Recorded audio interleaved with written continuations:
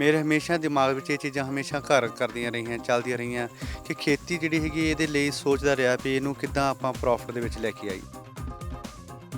ਮੇਰਾ ਭਰੋਸਾ ਇੰਨਾ ਜ਼ਿਆਦਾ ਜ਼ਬਰਦਸਤ ਸੀ ਕਿ ਮੈਨੂੰ ਪਹਿਲੇ ਸਾਲ ਤੋਂ ਹੀ ਕੁਦਰਤ ਨੇ ਜਿਹੜਾ ਹੈਗਾ ਬੜਾ ਕੁਝ ਦਿੱਤਾ।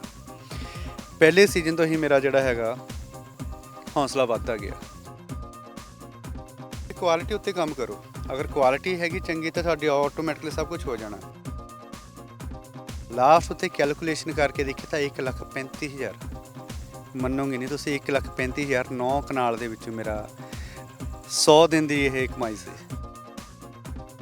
ਰਲਾ ਮਿਲਾ ਕਿ 2 ਲੱਖ ਦੀ ਇਨਕਮ ਜੇ ਮੈਂ ਉਹੀ 1.5 ਏਕੜ ਦੇ ਵਿੱਚੋਂ ਕੱਢ ਲਈ ਤੇ ਕੌਣ ਨਹੀਂ ਕਰੂਗਾ, ਕੌਣ ਨਹੀਂ ਚਾਹੂਗਾ ਕਿ ਹਾਂ ਵੀ ਖੇਤੀ ਮਾੜੀ ਹੈਗੀ ਆ। 2010 ਤੋਂ ਲੈ ਕੇ ਲੇਬਰ ਨਹੀਂ ਰੱਖੀ ਮੈਂ, ਨਾ ਟੈਂਪਰੇਰੀ ਲੇਬਰ ਰਹੀ, ਨਾ ਹੀ ਮੈਂ ਪਰਮਾਨੈਂਟ ਲੇਬਰ ਕੋਈ ਰੱਖੀ। ਮੈਂ 100% ਆਪਣਾ ਆਪ ਦਿੱਤਾ। ਲੋਕਾਂ ਦਾ ਤਾਨਾ ਸੀ ਕਿ ਬਾਊ ਜਿਹੜਾ ਹੈਗਾ ਨਾ ਖੇਤ 'ਚ ਕੰਮ ਨਹੀਂ ਕਰ ਸਕਦਾ ਏਸੀ 'ਚੋਂ ਨਿਕਲ ਕੇ, ਉਹਨੂੰ ਝੂਠਾ ਕੀਤਾ। ਅਸਲ ਦੇ ਵਿੱਚ ਮੈਂ ਇਰੀਟੇਟ ਸੀ ਇਸ ਚੀਜ਼ ਤੋਂ ਕਿ ਜੇ ਢੋਲੀ ਚੱਕਣੀ ਆ ਤੇ ਫਿਰ ਉਹ ਚੱਕ ਲਈ ਤੇ ਚਾਹੇ ਆਹ ਚੱਕ ਲਈ। ਜੇ ਅਸੀਂ ਕਿਸੇ ਜਿਹੜੇ ਹੈਗੇ ਜੀਵ ਜੰਤੂ ਦਾ ਘਾਣ ਹੀ ਕਰਨਾ ਫਿਰ ਕੁਦਰਤੀ ਖੇਤੀ ਨਹੀਂ ਹੁੰਦੀ। ਇਹ ਕੁਦਰਤੀ ਖੇਤੀ ਤਾਂ ਉਹ ਹੁੰਦੀ ਹੈ ਕਿ ਸਭ ਨੂੰ ਜੀਣ ਦਿਓ। ਮੈਂ ਆਪਣੀ ਫਸਲਾਂ ਜਿਹੜੀ ਹੈਗੀਆਂ ਉਹ ਲਗਭਗ ਸਾਰੇ ਸਾਲ ਦੇ ਵਿੱਚ 70 ਤੋਂ ਉੱਪਰ ਮੈਂ ਫਸਲਾਂ ਬੀਜਦਾ। ਮੈਨੂੰ ਤਾਂ ਆਪਣੇ ਆਪ ਹੀ ਮਿਲਣਾ ਸ਼ੁਰੂ ਹੋ ਗਿਆ। ਅਸਲ 'ਚ ਹੋਰ ਕੋਈ ਗੱਲ ਨਹੀਂ, ਨਾ ਤਾਂ ਮੇਰਾ ਹੋ ਗਿਆ, ਦਿੱਤਾ ਕੁਦਰਤ ਨੇ।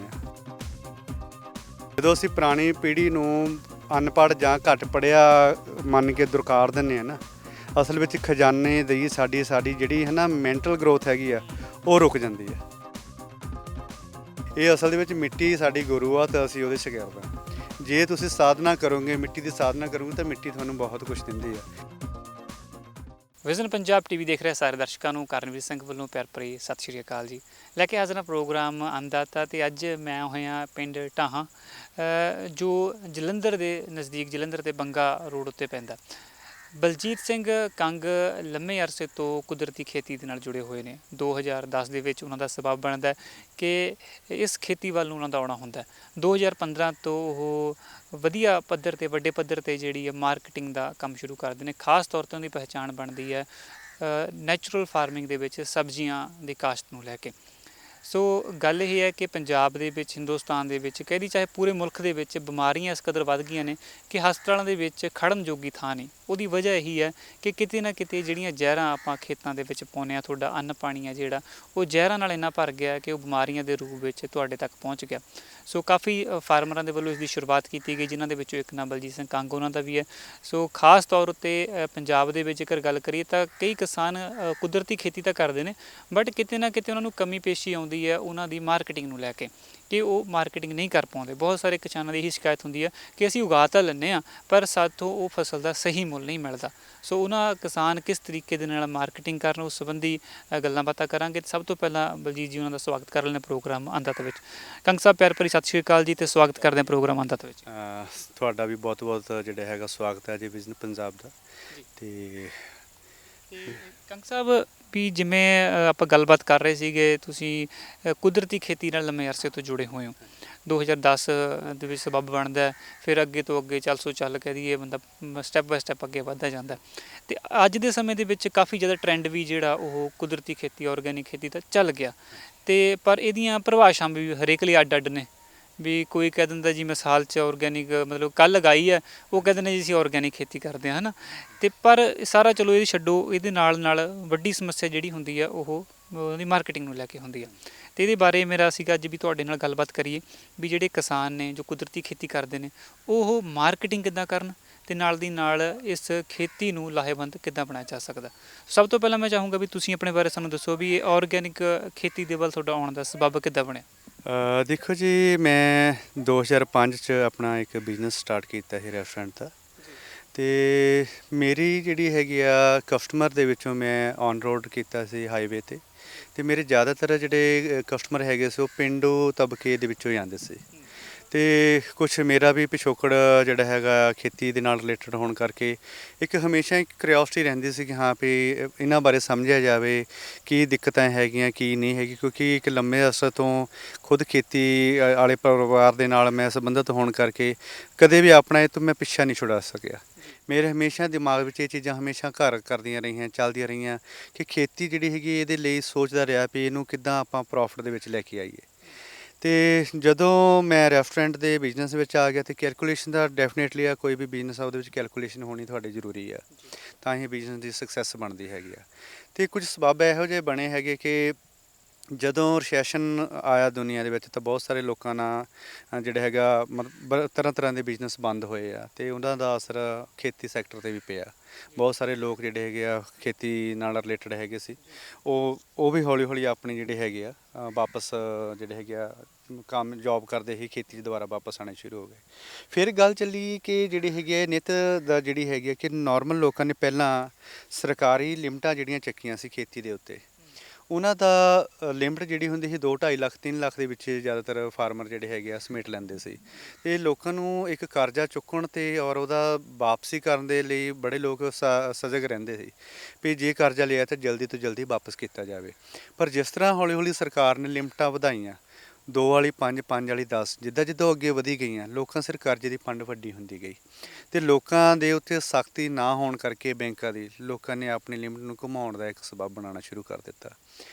ਇਸੇ ਚੀਜ਼ ਦੇ ਵਿੱਚੋਂ ਹੀ ਇਹ ਚੀਜ਼ ਉਪਜੀ ਹੈਗੀ ਕਿ ਜਦੋਂ ਮੈਂ ਗੱਲ ਮੇਰੇ ਕਸਟਮਰ ਦੇ ਨਾਲ ਗੱਲ ਕਰਦਾ ਸੀ ਕਿ ਹਾਂ ਵੀ ਤੁਹਾਡੇ ਸਿਰ 'ਤੇ ਲਿਮਟ ਕਿੰਨੀ ਹੈਗੀ ਆ, ਤੇ ਜਿਹੜੀ ਪਹਿਲੇ 2005 ਦੇ ਵਿੱਚ ਮੈਂ ਜਦੋਂ ਗੱਲ ਸਟਾਰਟ ਕੀਤੀ ਤਾਂ ਜਿਹੜੀ 3-4 ਲੱਖ ਵਾਲੀ ਸੀ ਉਹ ਹੌਲੀ ਹੌਲੀ ਕਨਵਰਟ ਹੁੰਦੀ 2012-13 ਤੱਕ ਮੈਂ ਦੇਖਿਆ ਕਿ ਬੜੀ ਲੰਬੀ ਹੋ ਗਈ ਆ। ਬਟ ਇਨ ਬਿਟ ਮੈਨੂੰ ਮੈਂ 2010 ਦੇ ਵਿੱਚ ਆਪਣੀ ਖੇਤੀ ਸਟਾਰਟ ਕਰ ਦਿੱਤੀ।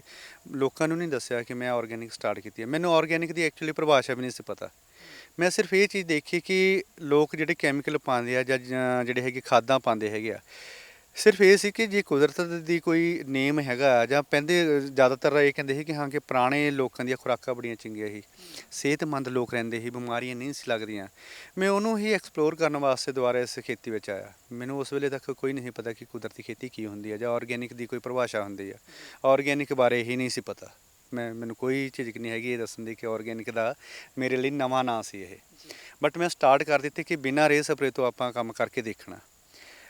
ਬਹਾਨਾ ਇਹ ਸੀ ਕਿ ਜੇ ਮੇਰੀ ਨਾ ਹੋਈ, ਮੈਂ ਲੋਕਾਂ ਨੂੰ ਇਹ ਕਹਿਣ ਵਾਲਾ ਹੈਗਾ ਮੈਂ ਤਾਂ ਬਿਜ਼ਨਸ ਕਰਦਾ, ਮੇਰੇ ਕੋਲ ਟਾਈਮ ਹੀ ਹੈ ਨਹੀਂ ਇੱਥੇ ਆਉਣ ਦਾ। ਇੱਕ ਬਹਾਨੇਬਾਜ਼ੀ ਦੇ ਵਿੱਚ ਸਟਾਰਟ ਹੋਇਆ ਕੰਮ। ਵੀ ਚਲੋ ਰੱਬ ਸਬੱਬੀ ਕਹਿੰਦੇ ਕਿ ਕੁਦਰਤ ਉੱਤੇ ਅਗਰ ਤੁਸੀਂ ਨੇਮ ਰੱਖਦੇ ਤਾਂ ਕੁਦਰਤ ਤੁਹਾਨੂੰ ਹਮੇਸ਼ਾ ਦਿੰਦੀ ਹੈ, ਕੁਦਰਤ ਲੈਂਦੀ ਨਹੀਂ ਹੈਗੀ। ਮਾਂ ਦਾ ਕੰਮ ਹੁੰਦਾ ਦੇਣਾ, ਅਤੇ ਇਸੇ ਮਾਂ ਜਿਹੜੀ ਕਿ ਮਿੱਟੀ ਨੇ ਜਿਹੜਾ ਹੈਗਾ ਮੈਨੂੰ ਦੇਣਾ ਸ਼ੁਰੂ ਕੀਤਾ। ਲੋਕ ਕਹਿੰਦੇ ਹੈਗੇ ਕਿ ਤੁਹਾਨੂੰ ਪਹਿਲੇ ਸੀਜ਼ਨ ਦੇ ਵਿੱਚ ਜਿਹੜੀ 3-4 ਸਾਲ ਤੁਹਾਨੂੰ ਕੁਛ ਆਊਟਪੁੱਟ ਨਹੀਂ ਮਿਲਦੀ, ਪਰ ਸ਼ਾਇਦ ਮੇਰੀ ਨੇਚਰ ਇਹੋ ਜਿਹੀ ਹੈਗੀ ਸੀ, ਮੇਰਾ ਟਾਰਗੇਟ ਮੇਰਾ ਭਰੋਸਾ ਇੰਨਾ ਜ਼ਿਆਦਾ ਜ਼ਬਰਦਸਤ ਸੀ ਕਿ ਮੈਨੂੰ ਪਹਿਲੇ ਸਾਲ ਤੋਂ ਹੀ ਕੁਦਰਤ ਨੇ ਜਿਹੜਾ ਹੈਗਾ ਬੜਾ ਕੁਛ ਦਿੱਤਾ। ਪਹਿਲੇ ਸੀਜ਼ਨ ਤੋਂ ਹੀ ਮੇਰਾ ਜਿਹੜਾ ਹੈਗਾ ਹੌਸਲਾ ਵੱਧਦਾ ਗਿਆ। ਫਿਰ ਕੁਛ ਮੇਰਾ ਖੇਤੀ ਦੇ ਨਾਲ ਸਬਜ਼ੀਆਂ ਦਾ ਪਿਛੋਕੜ ਸਾਡੀ ਫੈਮਿਲੀ ਦਾ ਰਿਹਾ ਕਿ ਅਸੀਂ ਵੱਡੇ ਲੈਵਲ 'ਤੇ ਸਬਜ਼ੀਆਂ ਦੀ ਖੇਤੀ ਕਰਦੇ ਰਹੇ ਹਾਂ। ਜਦੋਂ ਬਚਪਨ ਹੀ ਸਬਜ਼ੀਆਂ 'ਚ ਬੀਤਿਆ ਹੋਵੇ ਤਾਂ ਫਿਰ ਨੈਚੁਰਲੀ ਜਿਹੜਾ ਹੈਗਾ ਬੰਦੇ ਦਾ ਧਿਆਨ ਉੱਥੇ ਜਾਂਦਾ ਵੀ ਇਹ ਟਰਾਈ ਫੇਰ ਦੁਬਾਰਾ ਕਰਦੇ ਹਾਂ ਕਿ ਸਾਡੇ ਘਰਾਂ ਦੇ ਵਿੱਚ ਵੰਡ ਵਡਾਈਆਂ ਹੋਣ ਤੋਂ ਬਾਅਦ ਸਾਡੀ ਉਹ ਅਕਸਰ ਸਾਰੀਆਂ ਚੀਜ਼ਾਂ ਬੰਦ ਹੋ ਗਈਆਂ। ਸਬਜ਼ੀਆਂ ਸਟਾਰਟ ਕੀਤੀਆਂ, ਪਹਿਲਾਂ ਵੀ ਸਬਜ਼ੀਆਂ ਕਰਦਾ ਸੀ, ਫਿਰ ਹੌਲੀ ਹੌਲੀ ਇੱਕ ਅਲੱਗ ਢੰਗ ਨਾਲ ਕਰਨੀ ਸ਼ੁਰੂ ਕਰ ਦਿੱਤੀਆਂ। ਅਤੇ ਪਹਿਲੇ 4-5 ਸਾਲ ਜਿਹੜੀ ਹੈਗੀ ਮੈਂ ਨੋਰਮਲ ਮਾਰਕੀਟ ਵਿੱਚ ਚੀਜ਼ ਵੇਚੀ। ਬਟ ਇੱਕ ਮੈਨੂੰ ਢੰਗ ਇਹ ਹੈਗਾ ਸੀ, ਜਦੋਂ ਮੈਂ ਸਬਜ਼ੀਆਂ ਖਰੀਦਦਾ ਸੀ ਰੈਸਟੋਰੈਂਟ ਵਾਸਤੇ ਤਾਂ ਮੇਰੀ ਇੱਕ ਵਧੀਆ ਹੁੰਦੀ ਸੀ, ਜਦੋਂ ਘਰ ਦੇ ਵਿੱਚ ਮਾਹੌਲ ਸੀ ਸਬਜ਼ੀਆਂ ਵਾਲਾ ਤਾਂ ਉਹਨੂੰ ਗ੍ਰੇਡਿੰਗ ਕਰਕੇ ਲੈ ਕੇ ਜਾਂਦੇ ਸੀ ਸਾਡੇ ਘਰ 'ਤੇ ਮੰਡੀ ਵਾਸਤੇ। ਉਹ ਗ੍ਰੇਡਿੰਗ ਦਾ ਹੀ ਹੋਇਆ ਅਸਰ ਕਿ ਬੰਦਾ ਇਨਡਾਇਰੈਕਟਲੀ ਸਿੱਖਦਾ। ਘਰ ਦੇ ਮਾਹੌਲ ਦੇ ਵਿੱਚੋਂ ਮੈਂ ਚੀਜ਼ਾਂ ਸਿੱਖੀਆਂ ਕਿ ਜਦੋਂ ਮੈਂ ਖੁਦ ਖਰੀਦਣੀਆਂ ਸ਼ੁਰੂ ਕੀਤੀਆਂ ਅਤੇ ਮੈਂ ਉਹ ਗ੍ਰੇਡਿੰਗ ਵਾਲੇ ਕਨਸੈਪਟ ਨੂੰ ਹਮੇਸ਼ਾ ਰੱਖਿਆ ਕਿ ਚੀਜ਼ ਲੈ ਕੇ ਜਾਓ ਵਧੀਆ ਚੀਜ਼ ਲੈ ਕੇ ਜਾਂਦੀ ਹੈ ਤਾਂ ਉਹਦਾ ਟੇਸਟ ਵੀ ਵਧੀਆ ਆਉਣਾ ਆ। ਮਸਾਲਿਆਂ ਉੱਤੇ ਨਿਰਭਰਤਾ ਜਿਹੜੀ ਮੈਂ ਘਟਾ ਦਿੱਤੀ ਅਤੇ ਉਹੀ ਚੀਜ਼ਾਂ ਨੂੰ ਆ ਕੇ ਮੈਂ ਖੇਤ ਦੇ ਵਿੱਚ ਇੰਪਲੀਮੈਂਟ ਕਰਨਾ ਸ਼ੁਰੂ ਕਰ ਦਿੱਤਾ ਕਿ ਕੁਆਲਿਟੀ ਉੱਤੇ ਕੰਮ ਕਰੋ। ਅਗਰ ਕੁਆਲਿਟੀ ਹੈਗੀ ਚੰਗੀ ਤਾਂ ਤੁਹਾਡੀ ਆਟੋਮੈਟਿਕਲੀ ਸਭ ਕੁਝ ਹੋ ਜਾਣਾ। ਪਹਿਲੀ ਫਸਲ ਤੋਂ ਬਾਅਦ ਜਦੋਂ ਸਬਜ਼ੀ ਦੀ ਸਟਾਰਟ ਕੀਤੀ 2011 ਦੇ ਅਪ੍ਰੈਲ ਦੇ ਵਿੱਚ, ਅਪ੍ਰੈਲ ਵਿੱਚ ਮੈਂ ਘੀਆ ਬੀਜਿਆ 1 ਏਕੜ। 1 ਏਕੜ ਘੀਆ ਜਿਹੜਾ ਹੈਗਾ ਉਹਨੂੰ ਮੈਂ 2 ਸ਼ਿਫਟਾਂ 'ਚ ਬੀਜਿਆ 1 ਮਹੀਨੇ ਦੇ ਵਕਤ ਦੇ ਵਿੱਚ। ਘੀਆ ਤੋੜਿਆ ਵੀ ਖੁਦ, ਗੁੱਡ ਗਡਈ ਤੋਂ ਲੈ ਕੇ ਤੋੜਨ ਤੋਂ ਲੈ ਕੇ ਮੰਡੀ ਕਰਨ ਤੱਕ ਲਗਭਗ ਮੈਂ 3 ਕੁਇੰਟਲ ਡੇਲੀ ਦਾ ਘੀਆ ਤੋੜਦਾ ਸੀ। ਲੱਕ ਤਾਂ ਮੇਰਾ ਰਹਿ ਜਾਂਦਾ ਸੀ ਅਤੇ 3 ਕੁਇੰਟਲ ਪਹਿਲਾਂ ਤੋੜਨਾ ਖੇਤ ਦੇ ਵਿੱਚ, ਫਿਰ ਗੱਡੀ 'ਚ ਲੱਦਣਾ, ਫਿਰ ਦੁਬਾਰਾ ਲਾ ਕੇ ਧੋਣਾ, ਗ੍ਰੇਡਿੰਗ ਕਰਨੀ, ਫਿਰ ਗੱਡੀ 'ਚ ਲੱਦਣਾ, ਸਵੇਰੇ ਅਰਲੀ 3 ਵਜੇ 4 ਵਜੇ ਮੰਡੀ ਵਾਸਤੇ ਉੱਠਣਾ, ਮੰਡੀ ਲੈ ਕੇ ਜਾਣਾ। ਇੱਕ ਚੀਜ਼ ਚੰਗੀ ਹੋਈ ਸੀ, ਗ੍ਰੇਡਿੰਗ ਦੇ ਨਾਲ ਮੇਰਾ ਜਿਹੜਾ ਸਾਰੇ ਦਾ ਸਾਰਾ ਸਮਾਨ ਆਰਾਮ ਨਾਲ 1-2 ਰੁਪਏ ਮੈਨੂੰ ਮਹਿੰਗਾ ਵਿਕ ਜਾਂਦਾ ਸੀ। ਉਹਨੇ ਮੇਰਾ ਹੌਸਲਾ ਬੜਾ ਬਣਾਇਆ। ਲਾਸਟ ਉੱਤੇ ਕੈਲਕੂਲੇਸ਼ਨ ਕਰਕੇ ਦੇਖੀ ਤਾਂ 1,35,000, ਮੰਨੋਗੇ ਨਹੀਂ ਤੁਸੀਂ, 1,35,000 9 ਕਨਾਲ ਦੇ ਵਿੱਚੋਂ ਮੇਰਾ 100 ਦਿਨ ਦੀ ਇਹ ਕਮਾਈ ਸੀ, ਜਿਹਦੇ ਵਿੱਚ ਪਹਿਲੇ 40 ਦਿਨ ਜਿਹੜੇ ਹੈਗੇ ਆ ਕੋਈ ਫਰੂਟਿੰਗ ਨਹੀਂ ਸੀ। 40 ਦਿਨ ਤੋਂ ਲੈ ਕੇ 100 ਦਿਨ ਤੱਕ 60 ਦਿਨ ਜਿਹੜੀ ਫਰੂਟਿੰਗ ਹੋਈ ਉਹ 1,35,000 ਦਾ ਮੈਨੂੰ ਦੇ ਕੇ ਗਈ। ਲੱਖ ਇਹ ਚੀਜ਼ ਹੌਸਲਾ ਦੇ ਦਿੰਦੀ ਆ ਇਹ ਚੀਜ਼। ਮੈਨੂੰ ਬਹੁਤ ਹੀ ਹੌਸਲਾ ਦਿੱਤਾ। ਉਸ ਤੋਂ ਪਹਿਲਾਂ ਵੀ 2 ਫਸਲਾਂ ਬੀਜੀਆਂ ਸੀ, ਜਿਹਦੇ ਵਿੱਚ ਇੱਕ ਕਣਕ ਜਿਹਦੇ ਵਿੱਚ ਇੱਕ ਮੱਕੀ ਸੀ, ਮੱਕੀ ਤੋਂ ਬਾਅਦ ਮਟਰ ਸੀ। ਮੈਨੂੰ ਉਹਨੇ ਵੀ ਨੁਕਸਾਨ ਨਹੀਂ ਕੀਤਾ, ਉਹ ਬਹੁਤ ਵਧੀਆ ਮੈਨੂੰ ਇਨਕਮ ਦੇ ਕੇ ਗਈ। ਇਨਡਾਇਰੈਕਟਲੀ ਪਤਾ ਨਹੀਂ ਰੱਬ ਸਬਬ ਵੀ ਹੈ ਕਿ ਮੈਨੂੰ ਇਹ 'ਚ ਸਫਲਤਾ ਲੈ ਕੇ ਆਣੀ ਸੀ, ਮੈਨੂੰ ਘਾਟੇ ਦਾ ਮੂੰਹ ਨਹੀਂ ਸੀ ਦਿਖਾਣਾ। ਮੈਂ ਇੱਕ ਚੀਜ਼ ਨੂੰ ਸਮਝਿਆ ਕਿ ਮੈਂ ਅਸਲ ਦੇ ਵਿੱਚ ਮੇਰੀ ਸਕਸੈਸ ਮੇਰੀ ਸੋਚੀ ਸਮਝੀ ਸਕਸੈਸ ਨਹੀਂ ਸੀ, ਕਿ ਮੈਂ ਇਹਦੇ ਲਈ ਬਹੁਤ ਦਿਮਾਗ ਲਾਇਆ, ਮੈਂ ਐਂ ਕੀਤਾ, ਮੈਂ ਉਹ ਕੀਤਾ, ਕੋਈ ਫੜ ਵਾਲੀ ਨਹੀਂ ਗੱਲ ਹੈਗੀ। ਇਹਦੇ ਵਿੱਚ ਅਸਲ ਦੇ ਵਿੱਚ ਕੁਦਰਤ ਨੇ ਹੀ ਮੇਰਾ ਸਾਥ ਦੇ ਦਿੱਤਾ। ਮੈਂ ਬੀਜੀ ਮੱਕੀ, ਮੱਕੀ ਤੋਂ ਬਾਅਦ ਡੈਫੀਨੇਟਲੀ ਮਟਰ ਦਾ ਟਾਈਮ ਸੀ, ਮਟਰ ਬੀਜ ਲਿਆ। ਉਹ ਜਿਹੜੀ ਨਾ ਰੋਟੇਸ਼ਨ ਸੀ ਉਹ ਆਟੋਮੈਟਿਕਲੀ ਹੀ ਮੇਰੇ ਤੋਂ ਕੀਤੀ ਗਈ, ਕੋਈ ਉਹਦੇ ਲਈ ਕੋਈ ਪ੍ਰੀ ਪਲਾਨ ਨਹੀਂ ਸੀ ਹੈਗਾ। ਜਦੋਂ ਮਟਰ ਬੀਜਿਆ, ਮਟਰ ਤੋਂ ਬਾਅਦ ਦੇ ਵਿੱਚ ਫਿਰ ਜਿਹੜੀ ਹੈਗੀ ਕਣਕ ਬੀਜੀ ਗਈ। ਉਹ ਤਿੰਨੇ ਫਸਲਾਂ ਦੀ ਸੀਕੁਐਂਸ ਜਿਹੜੀ ਹੈਗੀ ਇਸ ਤਰ੍ਹਾਂ ਵਧੀਆ ਕੰਮ ਹੋਈ। ਫਿਰ ਮੈਂ ਜਿਹੜੀ ਹੈਗੀ ਆ ਜਦੋਂ ਕਣਕ ਵੱਢੀ ਅਪ੍ਰੈਲ ਦੇ ਵਿੱਚ, ਅਪ੍ਰੈਲ ਦੇ ਐਂਡ ਦੇ ਵਿੱਚ ਮੈਂ ਘੀਆ ਬੀਜ ਦਿੱਤਾ, ਜਿਹੜਾ 1,35,000 ਦੇ ਏਵਜ ਦੇ ਵਿੱਚ ਮੈਨੂੰ ਮਿਲ ਗਿਆ। ਬਰਸਾਤ ਦੇ ਵਿੱਚ ਮੈਂ ਦੁਬਾਰਾ ਫਿਰ ਬੀਜ ਲਿਆ, ਮੈਨੂੰ ਉਹ ਵੀ 50-60,000 ਦਾ ਹੋ ਗਿਆ। ਮੈਂ ਉਹ 3 ਕਨਾਲ ਬੀਜਿਆ। ਰਲਾ ਮਿਲਾ ਕਿ 2 ਲੱਖ ਦੀ ਇਨਕਮ ਜੇ ਮੈਂ ਉਹੀ 1.5 ਏਕੜ ਦੇ ਵਿੱਚੋਂ ਕੱਢ ਲਈ ਤੇ ਕੌਣ ਨਹੀਂ ਕਰੂਗਾ, ਕੌਣ ਨਹੀਂ ਚਾਹੂਗਾ ਕਿ ਹਾਂ ਵੀ ਇਹ ਖੇਤੀ ਮਾੜੀ ਹੈਗੀ ਆ। ਮੈਂ ਕੋਈ ਮਾਰਕੀਟ ਉੱਤੇ ਇਹ ਨਹੀਂ ਧਿਆਨ ਕੀਤਾ ਕਿ ਮੇਰੀ ਆਰਗੈਨਿਕ ਹੈਗੀ, ਮੈਂ ਬਿਨਾਂ ਰੇ ਸਪਰੇ ਤੋਂ ਕੀਤੀ ਹੈ। ਮੈਂ ਉਹਦੇ ਵਿੱਚ ਗੁੱਡ ਗੁਡਾਈ ਕੀਤੀ ਪੂਰੀ ਆਪਣੀ, ਜੋ ਮੇਰਾ ਜ਼ੋਰ ਲੱਗਦਾ ਸੀ ਮੈਂ ਸਭ ਕੁਝ ਲਾ ਲਿਆ। ਖੁਦ ਤੁਸੀਂ ਫਿਰ ਖੇਤ 'ਚ ਬੈਠੇ ਹੋ ਨਾ ਇਹ ਚੀਜ਼। ਮੈਂ 2010 ਤੋਂ ਲੈ ਕੇ ਲੇਬਰ ਨਹੀਂ ਰੱਖੀ। ਮੈਂ ਨਾ ਟੈਂਪਰੇਰੀ ਲੇਬਰ ਰਹੀ, ਨਾ ਹੀ ਮੈਂ ਪਰਮਾਨੈਂਟ ਲੇਬਰ ਕੋਈ ਰੱਖੀ। ਮੈਂ 100% ਆਪਣਾ ਆਪ ਦਿੱਤਾ। ਲੋਕਾਂ ਦਾ ਤਾਨਾ ਸੀ ਕਿ ਬਾਊ ਜਿਹੜਾ ਹੈਗਾ ਨਾ ਖੇਤ 'ਚ ਕੰਮ ਨਹੀਂ ਕਰ ਸਕਦਾ ਏਸੀ 'ਚੋਂ ਨਿਕਲ ਕੇ, ਉਹਨੂੰ ਝੂਠਾ ਕੀਤਾ। ਤੇ ਰਿਜ਼ਲਟ ਕੀ ਆਇਆ ਕਿ ਮੈਨੂੰ ਬਹੁਤ ਵਧੀਆ ਇਨਕਮ ਮਿਲੀ। ਮੇਰਾ ਹੌਸਲਾ ਦਿਨ ਬ ਦਿਨ ਵਧੀ ਗਿਆ। ਜਦੋਂ ਕਹਿੰਦੇ ਕਿ ਬੰਦੇ ਕੋਲ ਹੌਸਲਾ ਹੋਵੇ ਨਾ, ਬੰਦਾ ਐਕਸਪੈਰੀਮੈਂਟ ਕਰਨ ਵਾਸਤੇ ਵੀ ਬਹੁਤ ਵੱਡੇ ਹੌਸਲੇ ਕਰ ਲੈਂਦਾ। ਤੇ ਉਹ ਐਕਸਪੈਰੀਮੈਂਟ ਜਿਹੜੇ ਮੈਂ ਕੀਤੇ ਨਾ, ਕੁਝ ਐਕਸਪੈਰੀਮੈਂਟ ਫੇਲ ਹੋਏ, ਪਰ ਜ਼ਿਆਦਾ ਵਿੱਚ ਮੈਨੂੰ ਰੱਬ ਸਬੱਬੀ ਜਿਹੜੀ ਹੈਗੀ ਨਾ ਸਫਲਤਾ ਮਿਲੀ ਆ, ਜਿਹਨੇ ਮੈਨੂੰ ਬਹੁਤ ਹੋਰ ਵੀ ਅੱਗੇ ਐਕਸਪੈਰੀਮੈਂਟ ਕਰਨ ਦੇ ਲਈ ਪ੍ਰੇਰਿਤ ਕੀਤਾ। ਮੈਂ ਐਗਜ਼ੋਟਿਕ ਦੇ ਵਿੱਚ ਜਿਹੜੀ ਇੰਪੋਰਟਡ ਆਪਾਂ ਵੈਜੀਟੇਬਲਸ ਕਹਿੰਦੇ ਹਾਂ, ਜ਼ਿਆਦਾ ਵੱਡੇ ਮਾਲਸ ਵਿੱਚ ਮਿਲਦੀਆਂ ਹੈਗੀਆਂ, ਮੈਂ ਉਹਨਾਂ 'ਚ ਟਰਾਈ ਕਰਨੀ ਸ਼ੁਰੂ ਕੀਤੀ 2013 ਦੇ ਵਿੱਚ। ਬਰੋਕਲੀ ਲਗਾਈ 4 ਕਨਾਲ, ਵਿਕੀ ਨਹੀਂ। ਪਰ ਇਹ ਵੀ ਹੈ ਨਹੀਂ ਕਿ ਮੈਂ ਉਤੋਂ ਨਿਰਾਸ਼ ਹੋ ਗਿਆ। ਇੱਕ ਚੀਜ਼ ਦਾ ਹੌਸਲਾ ਹੋ ਗਿਆ ਕਿ ਬਰੋਕਲੀ ਮੈਂ ਪੈਦਾ ਕਰ ਸਕਦਾ। ਖੇਤ 'ਚ ਵਾਹ ਦਿੱਤੇ, ਇਹ ਮੰਨ ਕੇ ਵਾਹ ਦਿੱਤੀ ਕਿ ਪ੍ਰਮਾਤਮਾ ਨੇ ਜੋ ਦਿੱਤਾ ਵਧੀਆ ਦੇ ਦਿੱਤਾ, ਤਜਰਬਾ ਦੇ ਦਿੱਤਾ। ਮੇਰੀ ਬਰੋਕਲੀ ਦਾ ਇੱਕ ਵੀ ਫੁੱਲ ਚੋਰੀ ਨਹੀਂ ਹੋਇਆ। ਮੇਰੀ ਬੰਦ ਗੋਭੀ ਜਿਹੜੀ ਹੈਗੀ ਆ, ਜਿਹੜੀ 2-3 ਰੁਪਏ ਕਿਲੋ ਵਾਲੀ, ਉਹ ਮੇਰੀ ਕਾਫੀ ਚੋਰੀ ਹੋਈ। ਲੋਕਾਂ ਨੂੰ ਬਰੋਕਲੀ ਬਾਰੇ ਪਤਾ ਹੀ ਨਹੀਂ ਸੀ। ਇੱਕ ਹੌਸਲਾ ਹੋ ਗਿਆ ਕਿ ਜੇ ਮੈਂ ਬਰੋਕਲੀ ਅੱਗੋਂ ਬੀਜੂੰਗਾ, ਜੇ ਮੈਂ ਸਹੀ ਮਾਰਕੀਟ ਕਰ ਗਿਆ ਤਾਂ ਬਰੋਕਲੀ ਮੇਰੇ ਹੱਥ ਰੰਗ ਦੂਗੀ। ਇੱਦਾਂ ਸਬੱਬ ਜਿਹੜੇ ਬਣਦੇ ਗਏ ਨਾ ਮਾਰਕੀਟ ਦੇ ਵਿੱਚ ਵੀ। ਫਿਰ ਜਦੋਂ ਦੇਖਿਆ ਕਿ ਹੁਣ ਲੋਕ ਆਹ 4 ਚੀਜ਼ਾਂ ਲੈ ਕੇ ਆਉਂਦੇ ਆ, ਨੋਰਮਲ ਮੈਂਟੈਲਿਟੀ ਫਾਰਮਰ ਦੀ ਕੀ ਹੁੰਦੀ ਆ, ਜਿਹੜੀਆਂ ਸੌਖੀਆਂ ਚੀਜ਼ਾਂ ਉਹ ਕਰ ਲਈਆਂ। ਮੈਂ ਜਦੋਂ ਐਗਜ਼ੋਟਿਕ ਦੇ ਵਿੱਚ ਆਇਆ, ਮੇਰੇ ਕਸਟਮਰ ਜਿਹੜੇ ਹੈਗੇ ਆ ਉਹ ਸ਼ਹਿਰੀ ਤਬਕੇ ਦੇ ਆ, ਜਿਨ੍ਹਾਂ ਨੂੰ ਖਾਣ ਦੇ ਅਲੱਗ-ਅਲੱਗ ਤਰ੍ਹਾਂ ਦੇ ਸਵਾਦਾਂ ਬਾਰੇ ਪਤਾ ਹੈਗਾ, ਅਲੱਗ-ਅਲੱਗ ਤਰ੍ਹਾਂ ਦੀ ਰੈਸਪੀਜ਼ ਬਾਰੇ ਪਤਾ ਹੈਗਾ। ਉਹਦੇ ਨਾਲ ਮੇਰਾ ਉਤਸ਼ਾਹ ਹੋਰ ਵੱਧ ਗਿਆ। ਜਦੋਂ ਮੈਂ ਨਵੀਆਂ ਚੀਜ਼ਾਂ ਲਿਜਾਣੀਆਂ ਸ਼ੁਰੂ ਕੀਤੀਆਂ ਤਾਂ ਮੈਨੂੰ ਹੱਥੋਂ ਹੱਥੀ ਲੋਕਾਂ ਨੇ ਲੈ ਲਿਆ। ਮੈਂ ਕੁਆਲਿਟੀ ਉੱਤੇ ਕੰਮ ਕੀਤਾ। ਇੱਕ ਜ਼ਰੂਰ ਚੀਜ਼ ਕੀਤੀ ਕਿ ਗ੍ਰੇਡਿੰਗ ਜਿਹੜੀ ਹੈਗੀ ਆ, ਗ੍ਰੇਡਿੰਗ ਨੂੰ ਮੈਂ ਤਰਜੀਹ ਦਿੱਤੀ। ਮਾੜੀ ਚੀਜ਼ ਖੇਤ 'ਚ ਸੁੱਟ ਗਿਆ। ਨਾਲ ਦੀ ਨਾਲ ਇੱਕ ਚੀਜ਼ ਇਨਕਲੂਡ ਕਰਦਾ ਕਿ ਮੈਂ 10.5 ਸਾਲ ਦੇ ਜਿਹੜੇ ਹੈਗੇ ਆ ਆਪਣੇ ਨੈਚੁਰਲ ਫਾਰਮਿੰਗ ਦੇ ਖੇਤਰ ਵਿੱਚ, ਪਿਛਲੇ 9.5 ਸਾਲ ਤੋਂ ਮੈਂ ਨੋ ਇਨਪੁੱਟ ਤੋਂ ਕੰਮ ਕਰ ਰਿਹਾ। ਨੋ ਇਨਪੁੱਟ ਦਾ ਮਤਲਬ ਹੈਗਾ ਕਿਸੇ ਵੀ ਤਰ੍ਹਾਂ ਦੀ ਬਾਹਰੀ ਜਿਹੜੀ ਹੈਗੀ ਆ ਇਨਪੁੱਟ ਨਹੀਂ ਦੇਣੀ।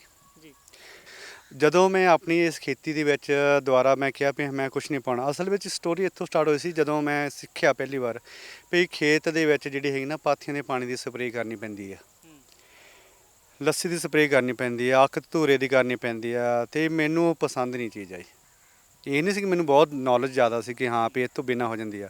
ਅਸਲ ਦੇ ਵਿੱਚ ਮੈਂ ਇਰੀਟੇਟ ਸੀ ਇਸ ਚੀਜ਼ ਤੋਂ ਕਿ ਜੇ ਢੋਲੀ ਚੱਕਣੀ ਆ ਤਾਂ ਫਿਰ ਉਹ ਚੱਕ ਲਈ ਅਤੇ ਚਾਹੇ ਆਹ ਚੱਕ ਲਈ। ਜੇ ਅਸੀਂ ਕਿਸੇ ਜਿਹੜੇ ਹੈਗੇ ਜੀਵ ਜੰਤੂ ਦਾ ਘਾਣ ਹੀ ਕਰਨਾ, ਫਿਰ ਕੁਦਰਤੀ ਖੇਤੀ ਨਹੀਂ ਹੁੰਦੀ। ਇਹ ਕੁਦਰਤੀ ਖੇਤੀ ਤਾਂ ਉਹ ਹੁੰਦੀ ਹੈ ਕਿ ਸਭ ਨੂੰ ਜੀਣ ਦਿਓ। ਅਤੇ ਮੈਂ ਉੱਥੋਂ ਹੀ ਸਟਾਰਟ ਕਰ ਦਿੱਤੀ ਕਿ ਮੇਰੀ ਮਰਦੀ ਆ ਫਸਲ ਮਰ ਜਾਏ, ਇਹ ਸੋਚ ਕੇ ਕਿ ਮੇਰੇ ਕੋਲ ਹੈਗਾ ਆ। ਹੋ ਸਕਦਾ ਬਹੁਤੇ ਲੋਕ ਜਿਹੜੇ ਹੈਗੇ ਇਸ ਚੀਜ਼ ਨਾਲ ਕਿਸੇ ਨੂੰ ਕ੍ਰਾਈਸਿਸ ਹੋ ਗਏ, ਫਾਈਨੈਂਸ਼ੀਅਲੀ ਕ੍ਰਾਈਸਿਸ ਹੁੰਦਾ, ਜਾਂ ਕਈਆਂ ਕੋਲ ਹੌਸਲਾ ਨਹੀਂ ਹੁੰਦਾ ਇਹ ਕੁਛ ਐਕਸਪੈਰੀਮੈਂਟ ਕਰਨ ਦਾ। ਮੇਰੇ ਕੋਲ ਹੌਸਲਾ ਬੜਾ ਸੀ ਪਹਿਲਾਂ ਤੋਂ। ਮੈਂ ਮਾੜੇ ਦਿਨਾਂ ਦੇ ਵਿੱਚ ਵੀ ਇਹ ਹੌਸਲਾ ਰੱਖਿਆ ਵੀ ਹਾਂ ਕੋਈ ਗੱਲ ਨਹੀਂ, ਵੱਧ ਤੋਂ ਵੱਧ ਕੀ ਹੋ ਜਾਊਗਾ। ਮੈਂ ਇੱਕ ਡਾਇਵਰਸਿਟੀ ਦੀ ਗੱਲ ਜ਼ਰੂਰ ਧਿਆਨ ਨਾਲ ਵਿੱਚ ਐਡ ਕਰੂੰਗਾ ਕਿ ਮੈਂ ਆਪਣੀ ਫਸਲਾਂ ਜਿਹੜੀ ਹੈਗੀਆਂ ਉਹ ਲਗਭਗ ਸਾਰੇ ਸਾਲ ਦੇ ਵਿੱਚ 70 ਤੋਂ ਉੱਪਰ ਮੈਂ ਫਸਲਾਂ ਬੀਜਦਾ। ਕਿ ਐਨੀ ਇਨ ਕੇਸ ਕੋਈ ਫਸਲਾਂ 5 7 10 ਮਰ ਵੀ ਜਾਂਦੀਆਂ ਤਾਂ ਮੇਰੇ ਲਈ ਕੋਈ ਇਨਕਮ ਜਨਰੇਟ ਕਰਨ ਵਾਸਤੇ ਬਾਕੀ ਫਸਲਾਂ ਮੇਰੇ ਕੋਲ ਕਾਫੀ ਬਚ ਜਾਂਦੀਆਂ। ਉਹ ਡਾਇਵਰਸਿਟੀ ਜਿਹੜੀ ਹੈਗੀ ਆ, ਜਦੋਂ ਕੁਛ ਸ਼ਾਰਟ ਟਾਈਮ ਦੀਆਂ ਹੁੰਦੀਆਂ, ਕੁਛ ਲੌਂਗ ਟਾਈਮ ਦੀਆਂ ਹੁੰਦੀਆਂ, ਮੈਂ ਉਹਦੇ ਲਈ ਪਲੈਨਿੰਗ ਪੂਰੀ ਕਰਕੇ ਰੱਖਦਾ ਕਿ ਜਿਹੜੀ ਸ਼ਾਰਟ ਟਰਮ ਵਾਲੀਆਂ ਹੈਗੀਆਂ ਉਹਨਾਂ ਨੂੰ ਇੱਕ ਸਾਈਡ 'ਤੇ ਬੀਜ ਲੈਣਾ ਤਾਂ ਕਿ ਮੇਰੀ ਜਗ੍ਹਾ ਉਹ ਦੁਬਾਰਾ ਖਾਲੀ ਹੋ ਜਾਏ। ਅਤੇ ਉਹਦੇ ਵਿੱਚੋਂ ਜਿਹੜੀ ਸਭ ਤੋਂ ਵਧੀਆ ਚੀਜ਼ ਹੈਗੀ ਉਹ ਮੈਂ ਮਾਰਕੀਟ ਵਿੱਚ ਲੈ ਗਿਆ, ਗ੍ਰੇਡਿੰਗ ਕਰਕੇ ਲੈ ਗਿਆ। ਜਿਹੜੀ ਮਾੜੀ ਚੀਜ਼ ਹੈਗੀ ਉਹਦੇ ਉੱਤੇ ਮੈਂ ਮਿਹਨਤ ਕਰਨੀ ਬਜਾਏ ਇਹਨੂੰ ਖੇਚ ਮਿਲਾਉਣਾ ਬੈਟਰ ਸਮਝਿਆ।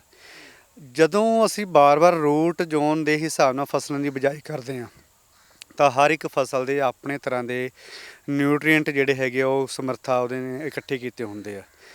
ਬਸ ਉਸੇ ਸਟੋਰੀ ਨੂੰ ਮੈਂ ਖੇਤਾਂ ਵਿੱਚ ਲੈ ਆਂਦਾ ਕਿ ਇੱਕ ਗੁਣ ਇਹਦਾ, ਇੱਕ ਗੁਣ ਇਹਦਾ, ਇੱਕ ਇਹਦਾ।